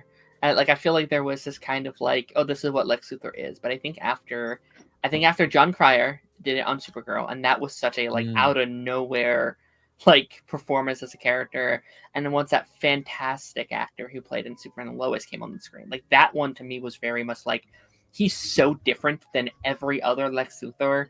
And yet he gives such a good performance. He already skyrockets as, that character. And Jesse Eisenberg is like another one that like is my hot take. It's like I kind of see what they were trying to do there, right? So I feel like Lex Luthor is a character where almost anyone could play him and give their take on the character. So I feel like with this casting, I was kind of like, you know what? Whoever you want, pick someone, and I hope they're good, right? So but like so far, I think what we saw with like Nicholas Hoult was like he seems to be doing a really good job, and he's already kind of making it his own so far. So I'm definitely very happy with this one. Yeah, I think that wherever they went, as like I think this kind of goes for any casting for the film, but sure, as long as it fits the tone or the vision, that's what you want. I just don't think I've seen enough from either of the Skarsgårds that quite tell me that they have the range for that. They probably do, but Nicholas Hoult has been acting since he was a kid, and I've seen so many of his projects, and I'm so confident in his acting ability. Agreed. Yeah, like he's probably like the biggest actor we have in our DCU so far in terms of just, like history and reach, and like obviously there's like all the Beast jokes where it's like one had too much hair, this one has too little hair. Can you play one that's maybe like right in the middle or something? Like there's all those jokes. So just dare the haircuts with something, with Lex. Yeah. Just pick a haircut or something. Yeah, absolutely. Okay, on to Lois Lane. Rachel Brosnahan, Sophie Dever, and Emma Mackey all screen tested for Lois Lane. Rachel Brosnahan got the role. Now, this was the one that I remember being very split on, because I think all three of these actresses would have done a fabulous job as Lois Lane.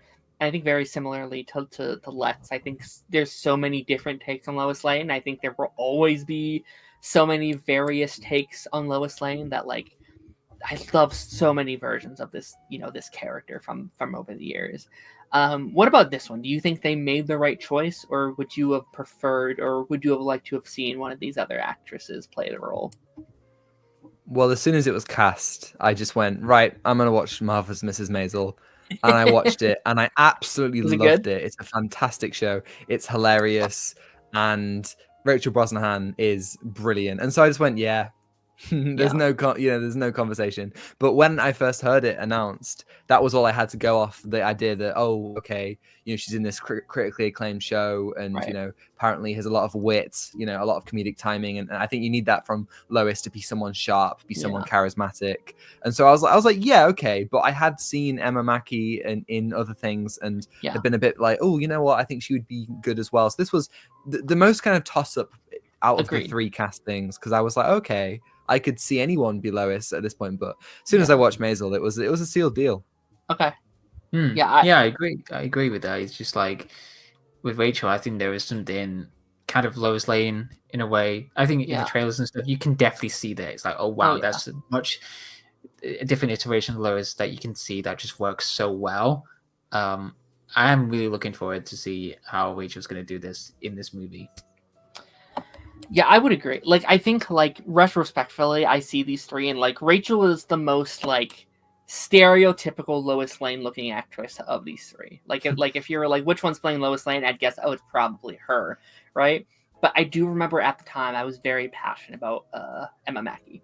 And I think that's just because I loved sex ed back when it was airing. Like, I was so into that show, and I think I see that kind of very like spunky, very outspoken Lois Lane from Emma Mackey. I thought like, oh, that kind of personality that she has in like a lot of her shows, I think would have fit very well.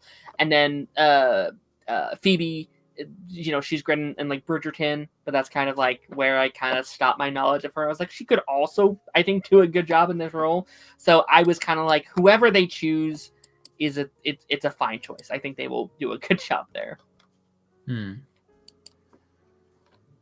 Absolutely. Okay, we have a couple more slides here, and then we will wrap this up. And again, there were so many things I could have like dived into on this timeline, because there's so many. There's like unlimited stuff. Like we could have been here all day, going through all this stuff. But February of 2024. So this is a pretty big jump in timeline.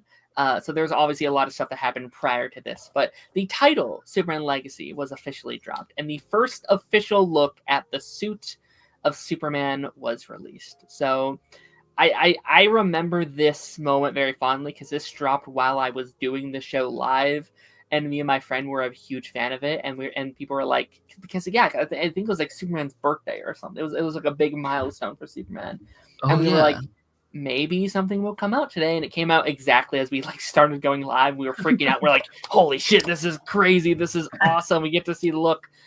What's our opinion on this like first official look at the suit? Like, were we happy with this little tidbit of look here?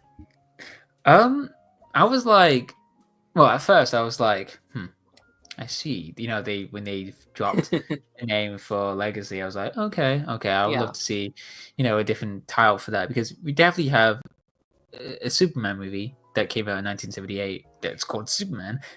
Love to have like a different name for it. But however, when I saw the picture, I was like, hold up, they're cooking with something. They're cooking. I can see something with this. I could see what direction they're going for it, you know, for the suits. So I had faith in that. So with the direction that was going for this, I was like, okay, I'll wait and see what they're doing. But they're definitely cooking with this, with the suits, and you know, for whatever that's going to happen in the future in that time. So February, damn, that was a long time. Damn. Yeah, I feel like sorry, go on. Go ahead. That's fine. Go ahead. I'm much more when they dropped the Legacy, I was a bit like, you know what? Yeah, you know, just make it Superman. You know, I understand the thinking behind that. I have loved how in the marketing and all the trailers they haven't even had the title. It's just the S. It's like, you know who this is. Like, let's not mess around. You know what's going on. I think Supergirl is an example of something where I'm much more disappointed that they dropped the Woman of Tomorrow from it. But in terms of the logo, and I agree with what you were saying earlier, Darren, about the idea of, you know, it doesn't have to be part of a cinematic universe or a big story for a film to be good. But my kind of, you know, my cinematic universe brain got the better of me, and I just went, oh my God, they're going to do Kingdom Come with this one day. And that's going to be awesome. Like, to see this Superman go through, you know, an arc and have him, you know, have the black logo, because that's obviously the design that they're going for here, just with gold. And so just seeing that and the idea of future prospects was like really exciting. Yeah, agreed. Yeah, like I remember thinking it looked like a lot like a dodgeball, like those like the like material that you would like play in gym, and you can just kind of just touch it, you know. It felt so vibrant, and I do think it looks a little different than the one that we have in like the proper suit. So I do wonder if maybe there are like multiple suits in the movie, like maybe this is like the end suit or something, you know. Like I wonder if there's multiple kind of takes on the suit. But that would be so cool. That was so nice. Yeah, no, like this was definitely very exciting when that happened, just to have like any physical like pictures or media on the movie. Serenity in the comments said, can't believe we are only a week away from Superman. It's been such a long journey. Mind can't wrap around that. It's me neither. I don't know what I'm going to do once we actually like have the movie in front of us. It's mad. It's absolutely mad that we just almost a week away from this. From the note of like the costume design, I'm so excited for the costume design for later down the line for different projects, and see for Superman especially, like how are they going to do with different costumes? Are they going to do something that to reflect it? Like how, like, you know, for that era of, you know, with the Snyder Cut, you know, with the different suit that Henry Cavill had, you know, when Superman came back in the Snyder Cut, that black suit. So I wonder they're going to do something like to reflect, you know, with Superman's journey, you know, with different colors and stuff. But then again, I think that would be a bit weird to like, oh no, have they forgotten some stuff about with the costume design? Like, do people love the costume design, or is it something that Superman wants to explore with that? So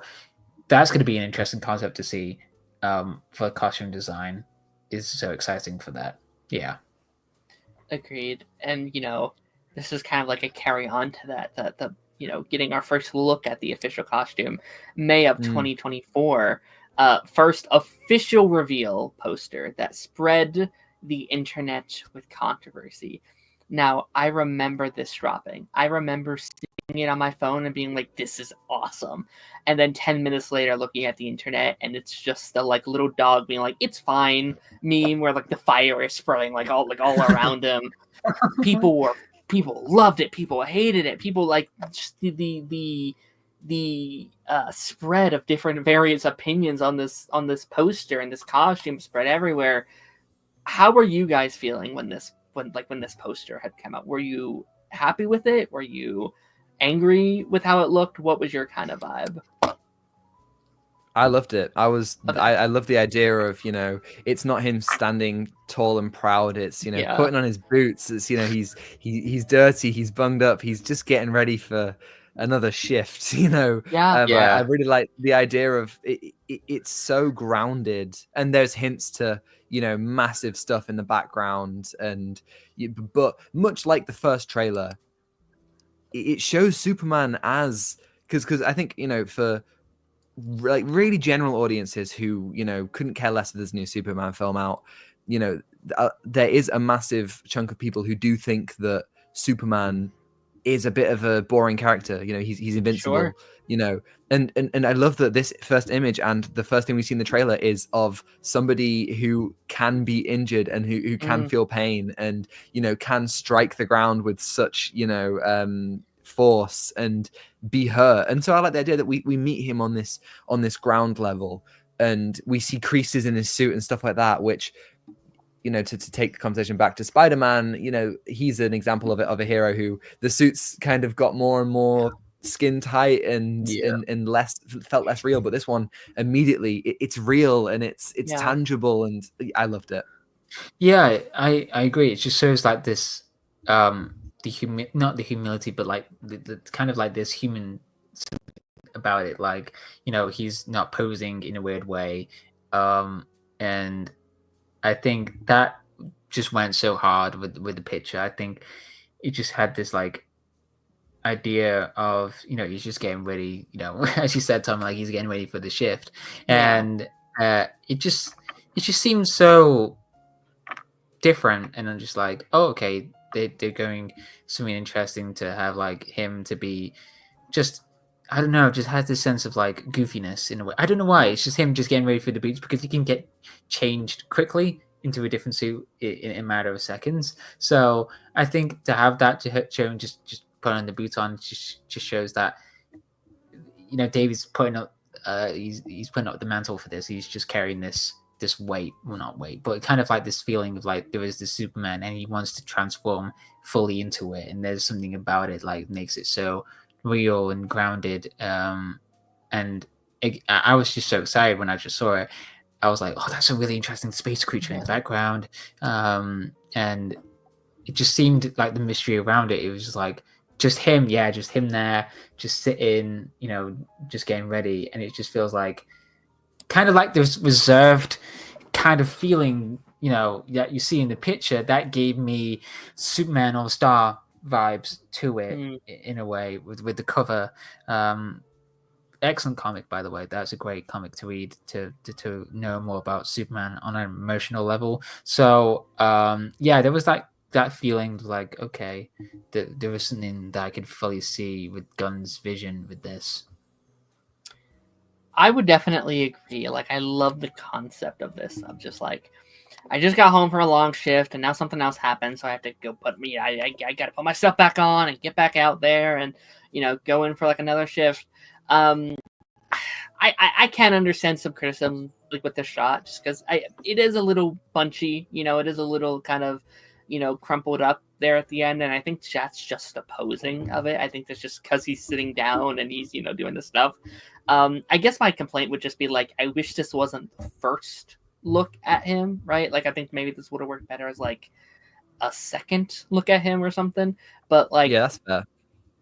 Besides that, like, I do love it, and I like I talked about for weeks, what is this giant ass like starfish looking, like jellyfish looking thing in the sky that he's about to go fight, and I still don't know. Like it's in those trailers, and I was like, I have no idea what that thing is, no idea. So that's going to be exciting. For sure. All right, I think I have two more here, and I think most of these are kind of like posters and trailer kind of stuff. Superman in Crypto, the Superdog poster unveiled online on October of 2024. This was another controversial poster, which I could not believe.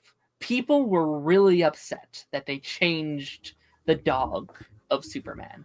People were pissed. They're like, "This is not my crypto. Oh my What God. happened to my crypto?" Where is crypto? Is he safe? Is he okay? Yeah, that's not the crypto I know. Were you guys mad at all that they changed the breed and that like James Gunn kind of based it on his own personal dog, or is that fine to you guys? That's fine. It's Like, fine. you know, It's a dog. It's a dog. It's All a dogs are dog. great, Dog you know? Like, yeah. Yeah, I think. Yeah, that's a weird criticism, I think, to have and just say, "Hey, where's my crypto?" Unless they're talking about some weird crypto stuff, like do trade crypto or something. Yeah. Wait, this is It a was all dog. actually about Where's my crypto. money? Where's my crypto? I'm making money. This is a dog. So yeah, I love it. It's cute. Yeah. Crypto's cute. I'm hoping crypto doesn't die. That's the main one thing. God damn it, John. I'm sorry. I'm just like it's cute. I don't want to. I don't want to die. It's so cute. They're not killing the dog, surely. No, Surely not. No. Well, I'll just walk out the cinema. I'm just like I'll just cry. I'll cry and then not talk about the DCU anymore because the dog. Yeah. I know Crypto is supposed to be in that superhero movie as well. So if it's a sequel, hopefully Crypto is at least safe. Oh yeah.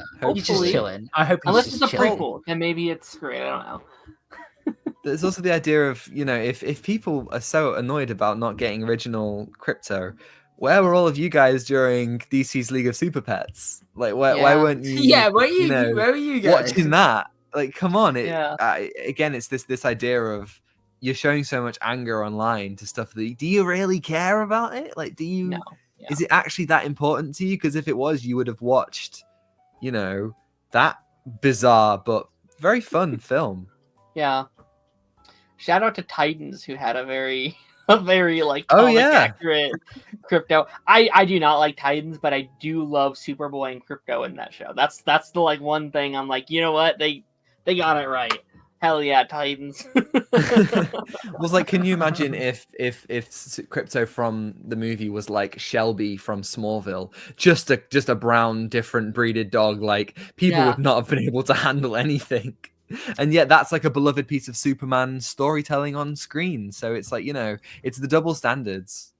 It is, yeah. Like, I feel like most, because like that's what most cryptos have been in live action due to just like budget and stuff like that. Like Smallville and some of the animated stuff and Superman Lois, it's like it's just a dog. It's just a normal kind of dog. Shout out to Superman Lois season 2 when they go to Bizarro World and it's a cat. It's like a cat in that continuity.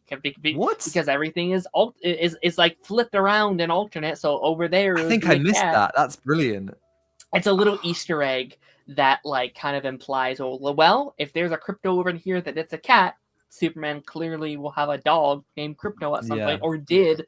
So it's a nice little, you know, Easter eggy kind of thing.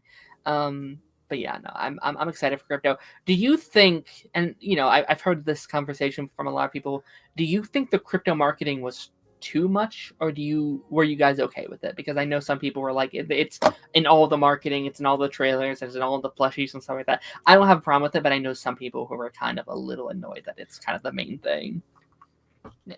I mean, like, cute things sell.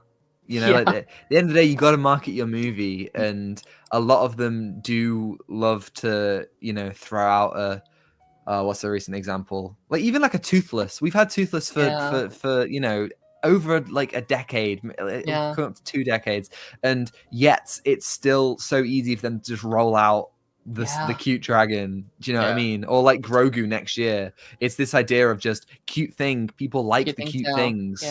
And Lilo and Stitch is about to make $1 billion. So there you go. Exactly. And it's like, I'd rather crypto than it be all about Baby Joey. Do you know what I mean?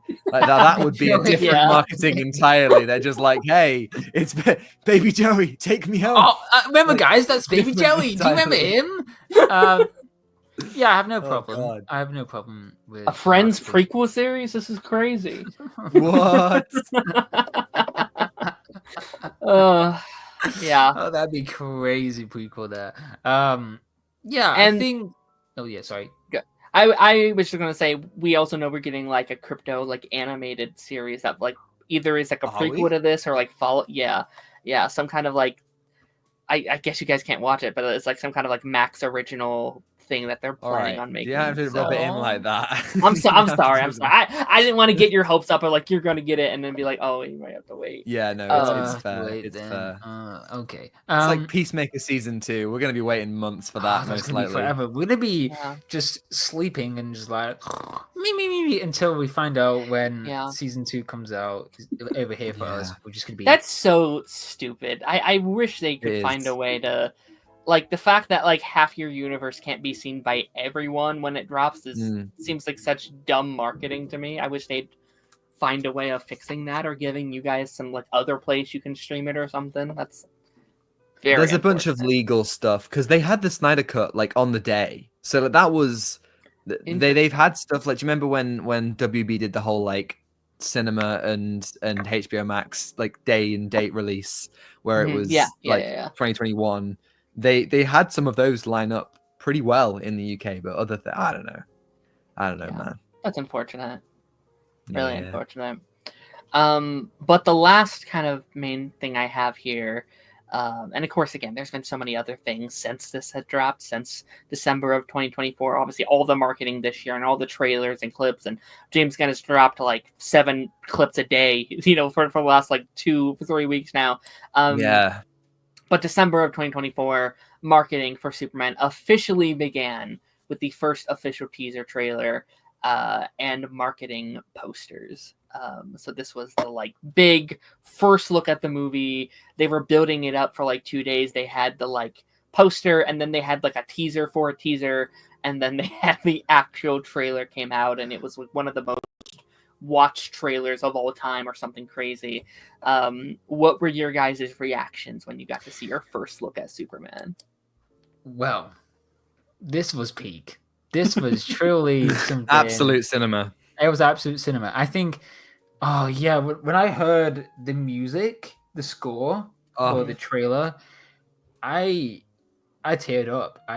Because of how much, like, my perception of Superman changed drastically when I saw the trailer, and I was like, yeah, this is what kind of like, like how Batman means to other people in ways. Like, I read the New 52 comic of Batman, and it has much a more hopeful theme to it surrounding Batman in this comic series. So to have this kind of feeling brought back in a way, to have Superman be brought back in an original kind of like more determined feeling, there was something hopeful about it. There's like a bright future to it, and seeing that trailer and hearing it just feels so like you're hearing it and you're feeling it and seeing it. It feels like it's synthetic in a way.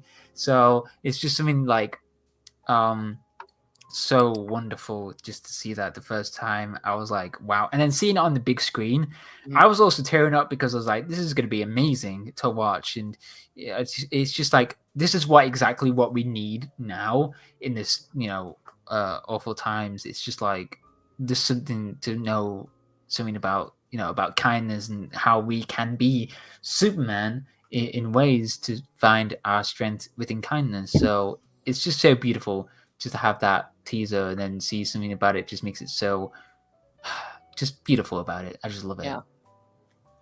It was such a fantastic, like, this is now stretched on for months, but it's been a marketing campaign that's made me so excited.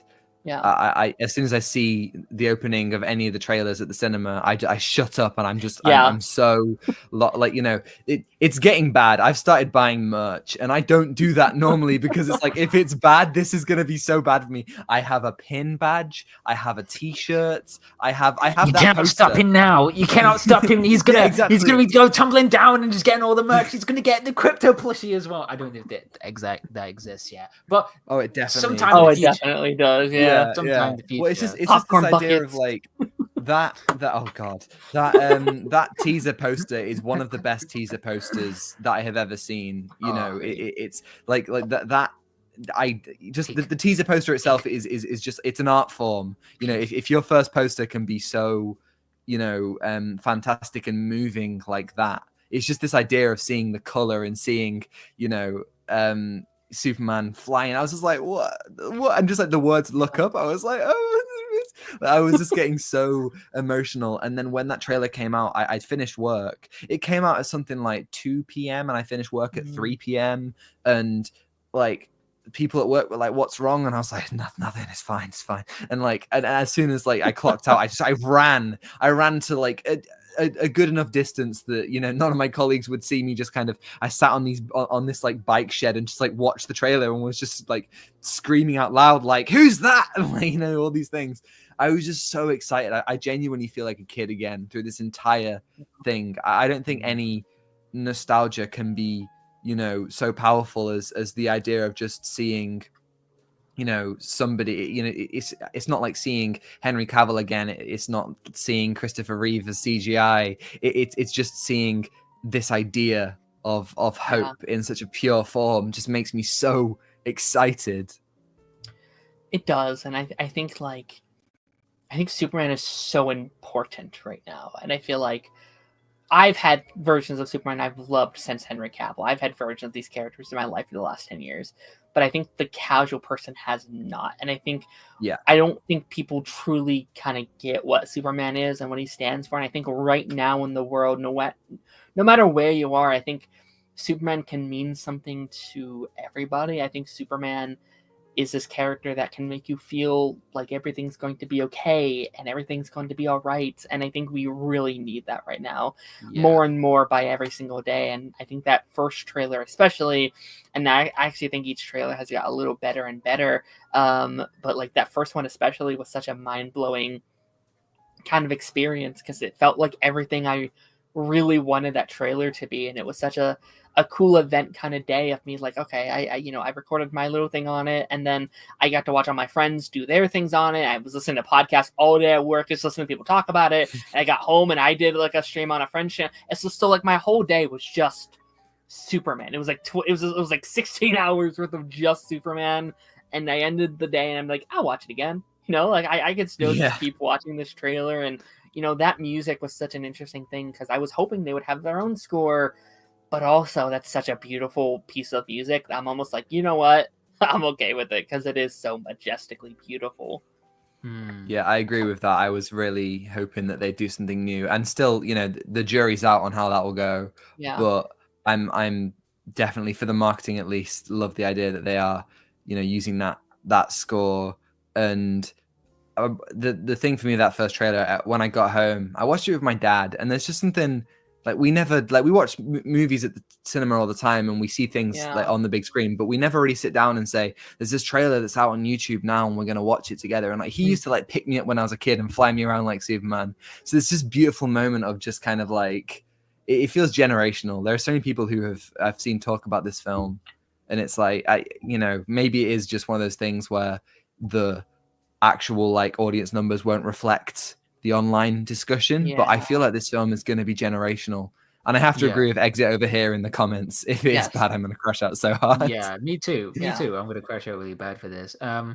It's just something wonderful about just like having Superman be brought back as like the symbol of hope in a way, just in this day of age. I think just hearing those discussions about Superman is just so fun, and people that are huge fan of cinema, they said, "Oh, you excited for the Superman movie?" I was like, "Yeah, I'm down for it." It's just like, you know, we had Marvel. I think this is just DC's time to shine, to see like how exciting this truly is.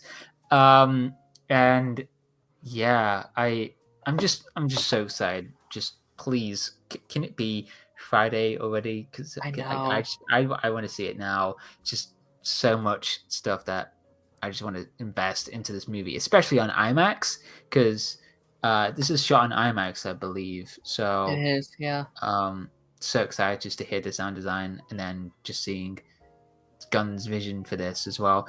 It is hard when you see these weird criticisms that you have. Weird criticism people just say for Superman, because it's like, oh, this looks weird, this is and it's kind of hard. Like you want to keep yourself hyped for it, and it's like, oh, there's some things that people say about it, and it's just, I'm gonna see it for myself, and it's just my opinion. So, but you cannot stop the hype. You cannot stop the hype. No. It's just unbelievable. It's just crazy. No, 100% is, yeah. And I think like there's been, I don't think I've loved every single thing we've heard about this movie. Like there's these little things here and there. I'm like, not sure how I feel about this, or feel about this, or feel about this. But like in general, yeah, like I think it's some of the most excited I've ever been for a movie, and I think that might just be because it's one of the, like, from this original announcement, I'm like, well, I'm that excited from day one, not hearing anything else about the movie. Like, we knew nothing to start with, so that journey, again, like I said, like at the start, like sometimes the journey is sometimes better than the destination, and I really hope it's not a thing of like, well, I hyped myself up to here, and then it's like right here, but like that's how I was with like Deadpool 3, where it's like I loved that movie, but my hype was just so high that it just could not, reach to those heights. So, I mean, do you guys have any kind of like final thoughts, final moments that we haven't talked about up until this point that you guys kind of want to get off your chests? Any theories? I do want to say, yes. I want to say, considering what we were talking about costume, it was kind of a shock to the system seeing the first look at the Justice Gang, as we're calling them. Mr. Terrific looks fantastic, but the other two, and then when you consider like the three of them together, obviously they're wearing these very corporate, Lord Tech suits, and I was just kind of like, so I can see what they're trying to say here. Yeah, but this is obviously quite the choice, and we saw Hawkgirl and Green Lantern wearing them in the Peacemaker trailer as well. Yeah. And I like this idea that I know in some of the comics that, they're superheroes before Superman, but then when he comes onto the scene, he kind of changes everything, and like they change the way that they dress and stuff, because he's such an inspiration, and it's so outlandish the way that he looks, but it kind of inspires people to be like that. And I hope that's the case in this film. I hope that kind of, or at least in this story, it like the way that Superman looks in his costume changes the way and the attitude that he has, which isn't aligning with any particular brand or anything. I'm hoping that's the case, because that would be really interesting.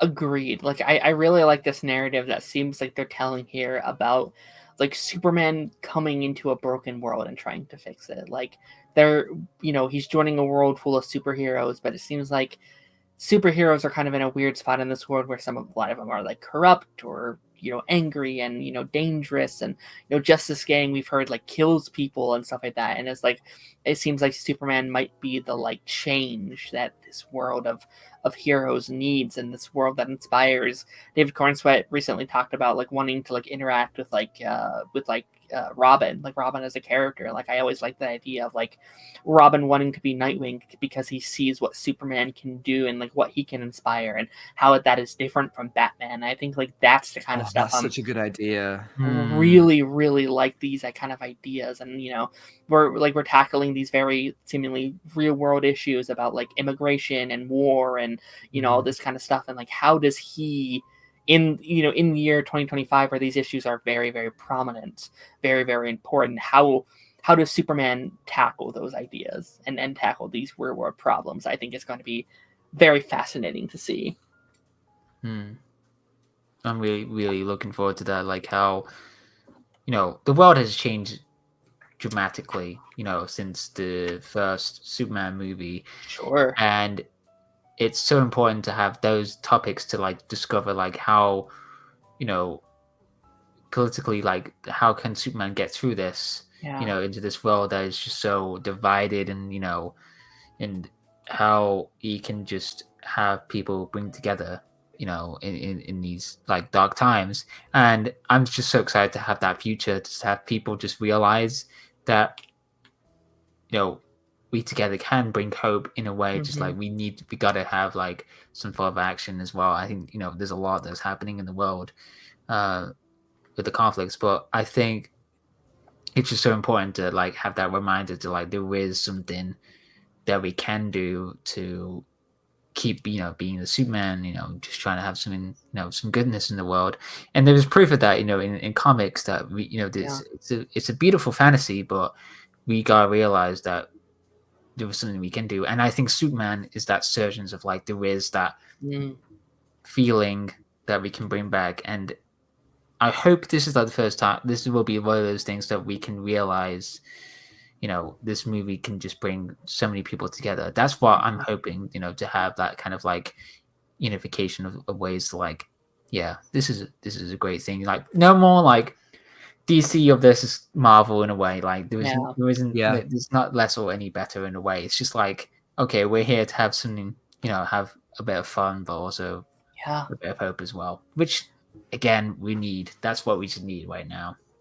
Agreed. I'm actually very proud of the current fandoms. Like, obviously there's toxic people that do this, but I think for the most part, I really thought this whole Fantastic Four Superman thing was going to be a lot more toxic than it ultimately has been. And it seems like most people, at least in my community, are like, I'm excited for Fantastic Four. I'm excited for Superman. And it seems like people that are going to watch both. And I plan on seeing Superman next weekend and then seeing it again with Fantastic Four as that like double feature moment of both DC and Marvel. And I think both movies feel like this kind of like return the form classic superhero adventure that I think is really hopefully going to be like a really fun time. So yeah, I'm really excited for both of them. And I think Fantastic Four carries a similar quality of when a lot of comic book media on screen has been quite cynical, not exclusively, but, in the last 15 years or so, we've seen a lot of that. To have two films that seem to be so optimistic, especially now, is so great. And there's been a lot of conversation about, I think James Gunn said that, okay, in my universe, when somebody dies, they're going to die. I don't really want, I'm not interested in doing resurrections. But I hope this film isn't really about, a bunch of death and a bunch of, I was thinking the other day, I think every single Lex Luthor appearance in a movie, apart from maybe Justice League, I'm not sure, I can't really remember Superman Returns, but they all end with Lex being arrested or something like that. And I like the idea of, the end of this film, there being a more kind of, interesting future for even the villains. You don't kill them, you don't arrest them, but like there's this idea of like evil will continue and good will continue, and all of it. I'm just so interested in how it's all going to go down, because James Gunn himself has been kind of like, especially with his DC work with Peacemaker and Suicide Squad, very crass, very dark, very cynical. Yeah, exactly. And so I want to see the opposite of that in something that can kind of have the good and the bad, and not necessarily be like, well, justice prevails, but also be hopeful in a way that will leave the cinema being like, yes. No, I definitely agree. Like, he's talked about his main thing about this movie is he just wants to show off that people are good and there is goodness in the world. And I think, I've been going through like Christopher Reeve's movies this week, and I saw you guys were talking about it the other day as well. But like one of my favorite things that movie does is just like, hey, he's good. He's a good man, and he inspires other people to want to be good. And again, like I think we really need that. I think we live in a world where so many people are afraid to be good, or they can't afford to be good. But I think they feel it's cringe to be good as well. It's not a very popular feeling to have, I think, these days. And I think Superman needs to make it popular to be good again. Is kind of what I would want to take out of this movie. Yeah, I agree. 100%. Yeah. But with that being said, I do think that brings us to the end of today's episode. Obviously, this was an absolute blast. Thank you guys for joining me once again. Thanks for having us. Yes, thank you. Thank you for having us again. It's been so much fun. Absolutely. So where can we find you guys? What you're working on? Is there any upcoming episodes that maybe you can tease that maybe is among the pipeline, if you will? Oh. Aha, the pipeline. Good. Like that. You said the thing. Yeah, well, as ever, you can find us at YouTube at Alice Time Film Pod, and same on Spotify as well, or Apple, wherever you get your podcasts, basically. And recently, we are doing a little look back on Superman ourselves. Last week we did Superman 78. This week, Superman and Lois, which fantastic episode. All 4 if seasons. I say so myself. Yeah. All 4. Yeah. Doing the full shebang.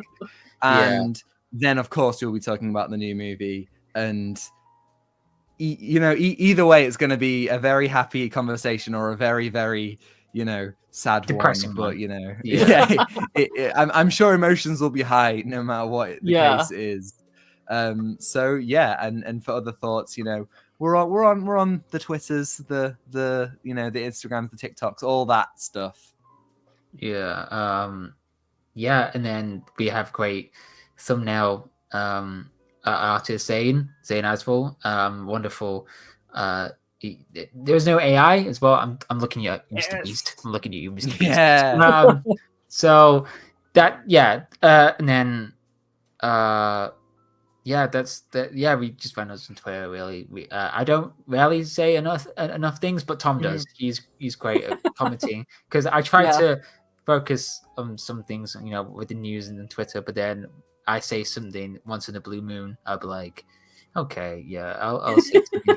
I'll say something. I'm like, not everything needs a reaction. That Idris Elba. When John tweets, it's a big deal. Yeah, it's a big deal. Yeah, it's like Dark Side on the throne. He's just like, burgers are okay, and he just leaves.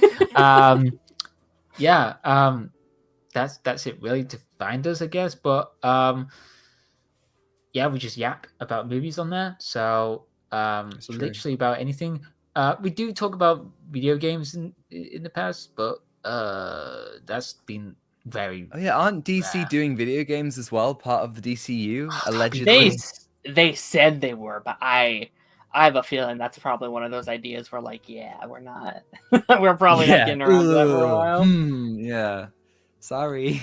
Like that's a nice stream, but that'd be so hard to execute. Where it's like, okay, we have to time this game to come out exactly this point and this point. God. It's like, I don't know.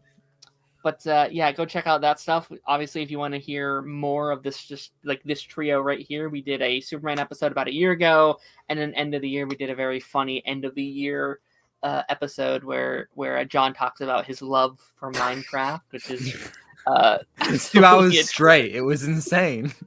Darren and I didn't even speak. It was just Minecraft love. It was great. Oh my god. Yeah, so it was oh my god. I don't know. I was just so morbidly curious about this movie. I loved it. It was great. Afterwards, funny story. Afterwards, after we walked out the Minecraft movie within 40 minutes, we couldn't bear it. It was so bad. This experience where people were just throwing popcorn and just being so loud and abrasive. So afterwards, we just went on a drive and just listened to music, just calm ourselves down. And I was like, great. I just feel a bit more at peace right now. I just feel like more content with myself and just thinking I don't have to see the Minecraft movie in a millennia. But if there's if you can, okay, I'll give you £1 million if you watch the Minecraft movie. I wouldn't take it. I would just. What about Minecraft 2 that they seem to be making? Oh, for God's sake! They'll pull me back in. Oh no!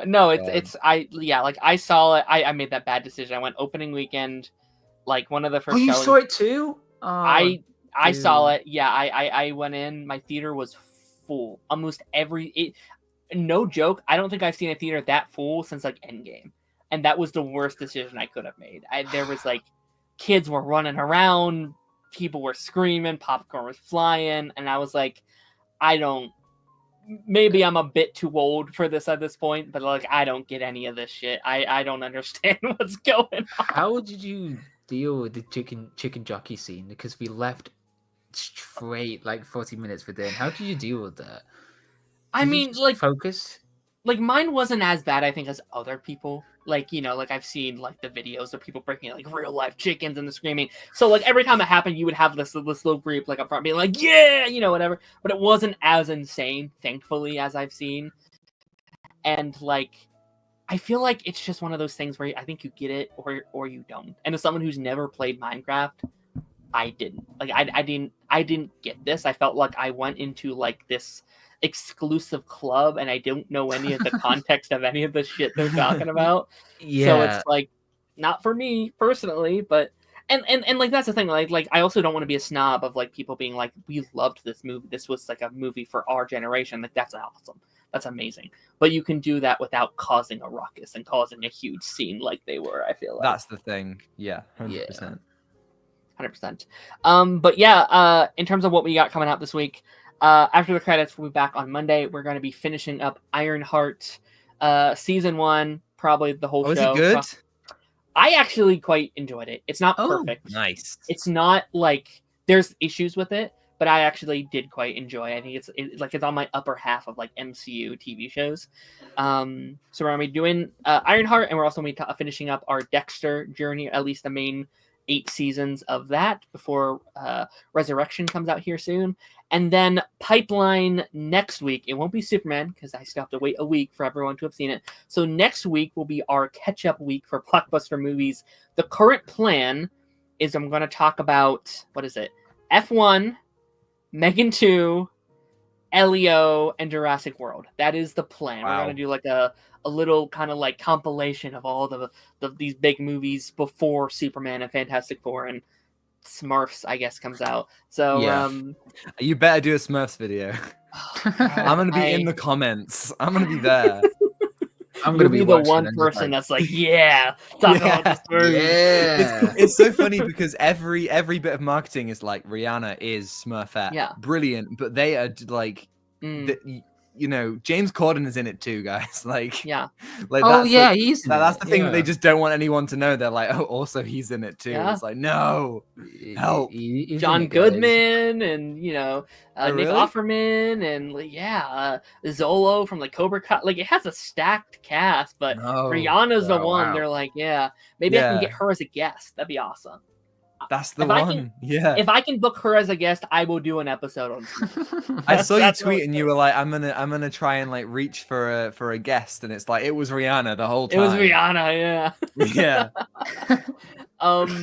But yeah, without further ado, I will see you guys on the flip side. Bye bye.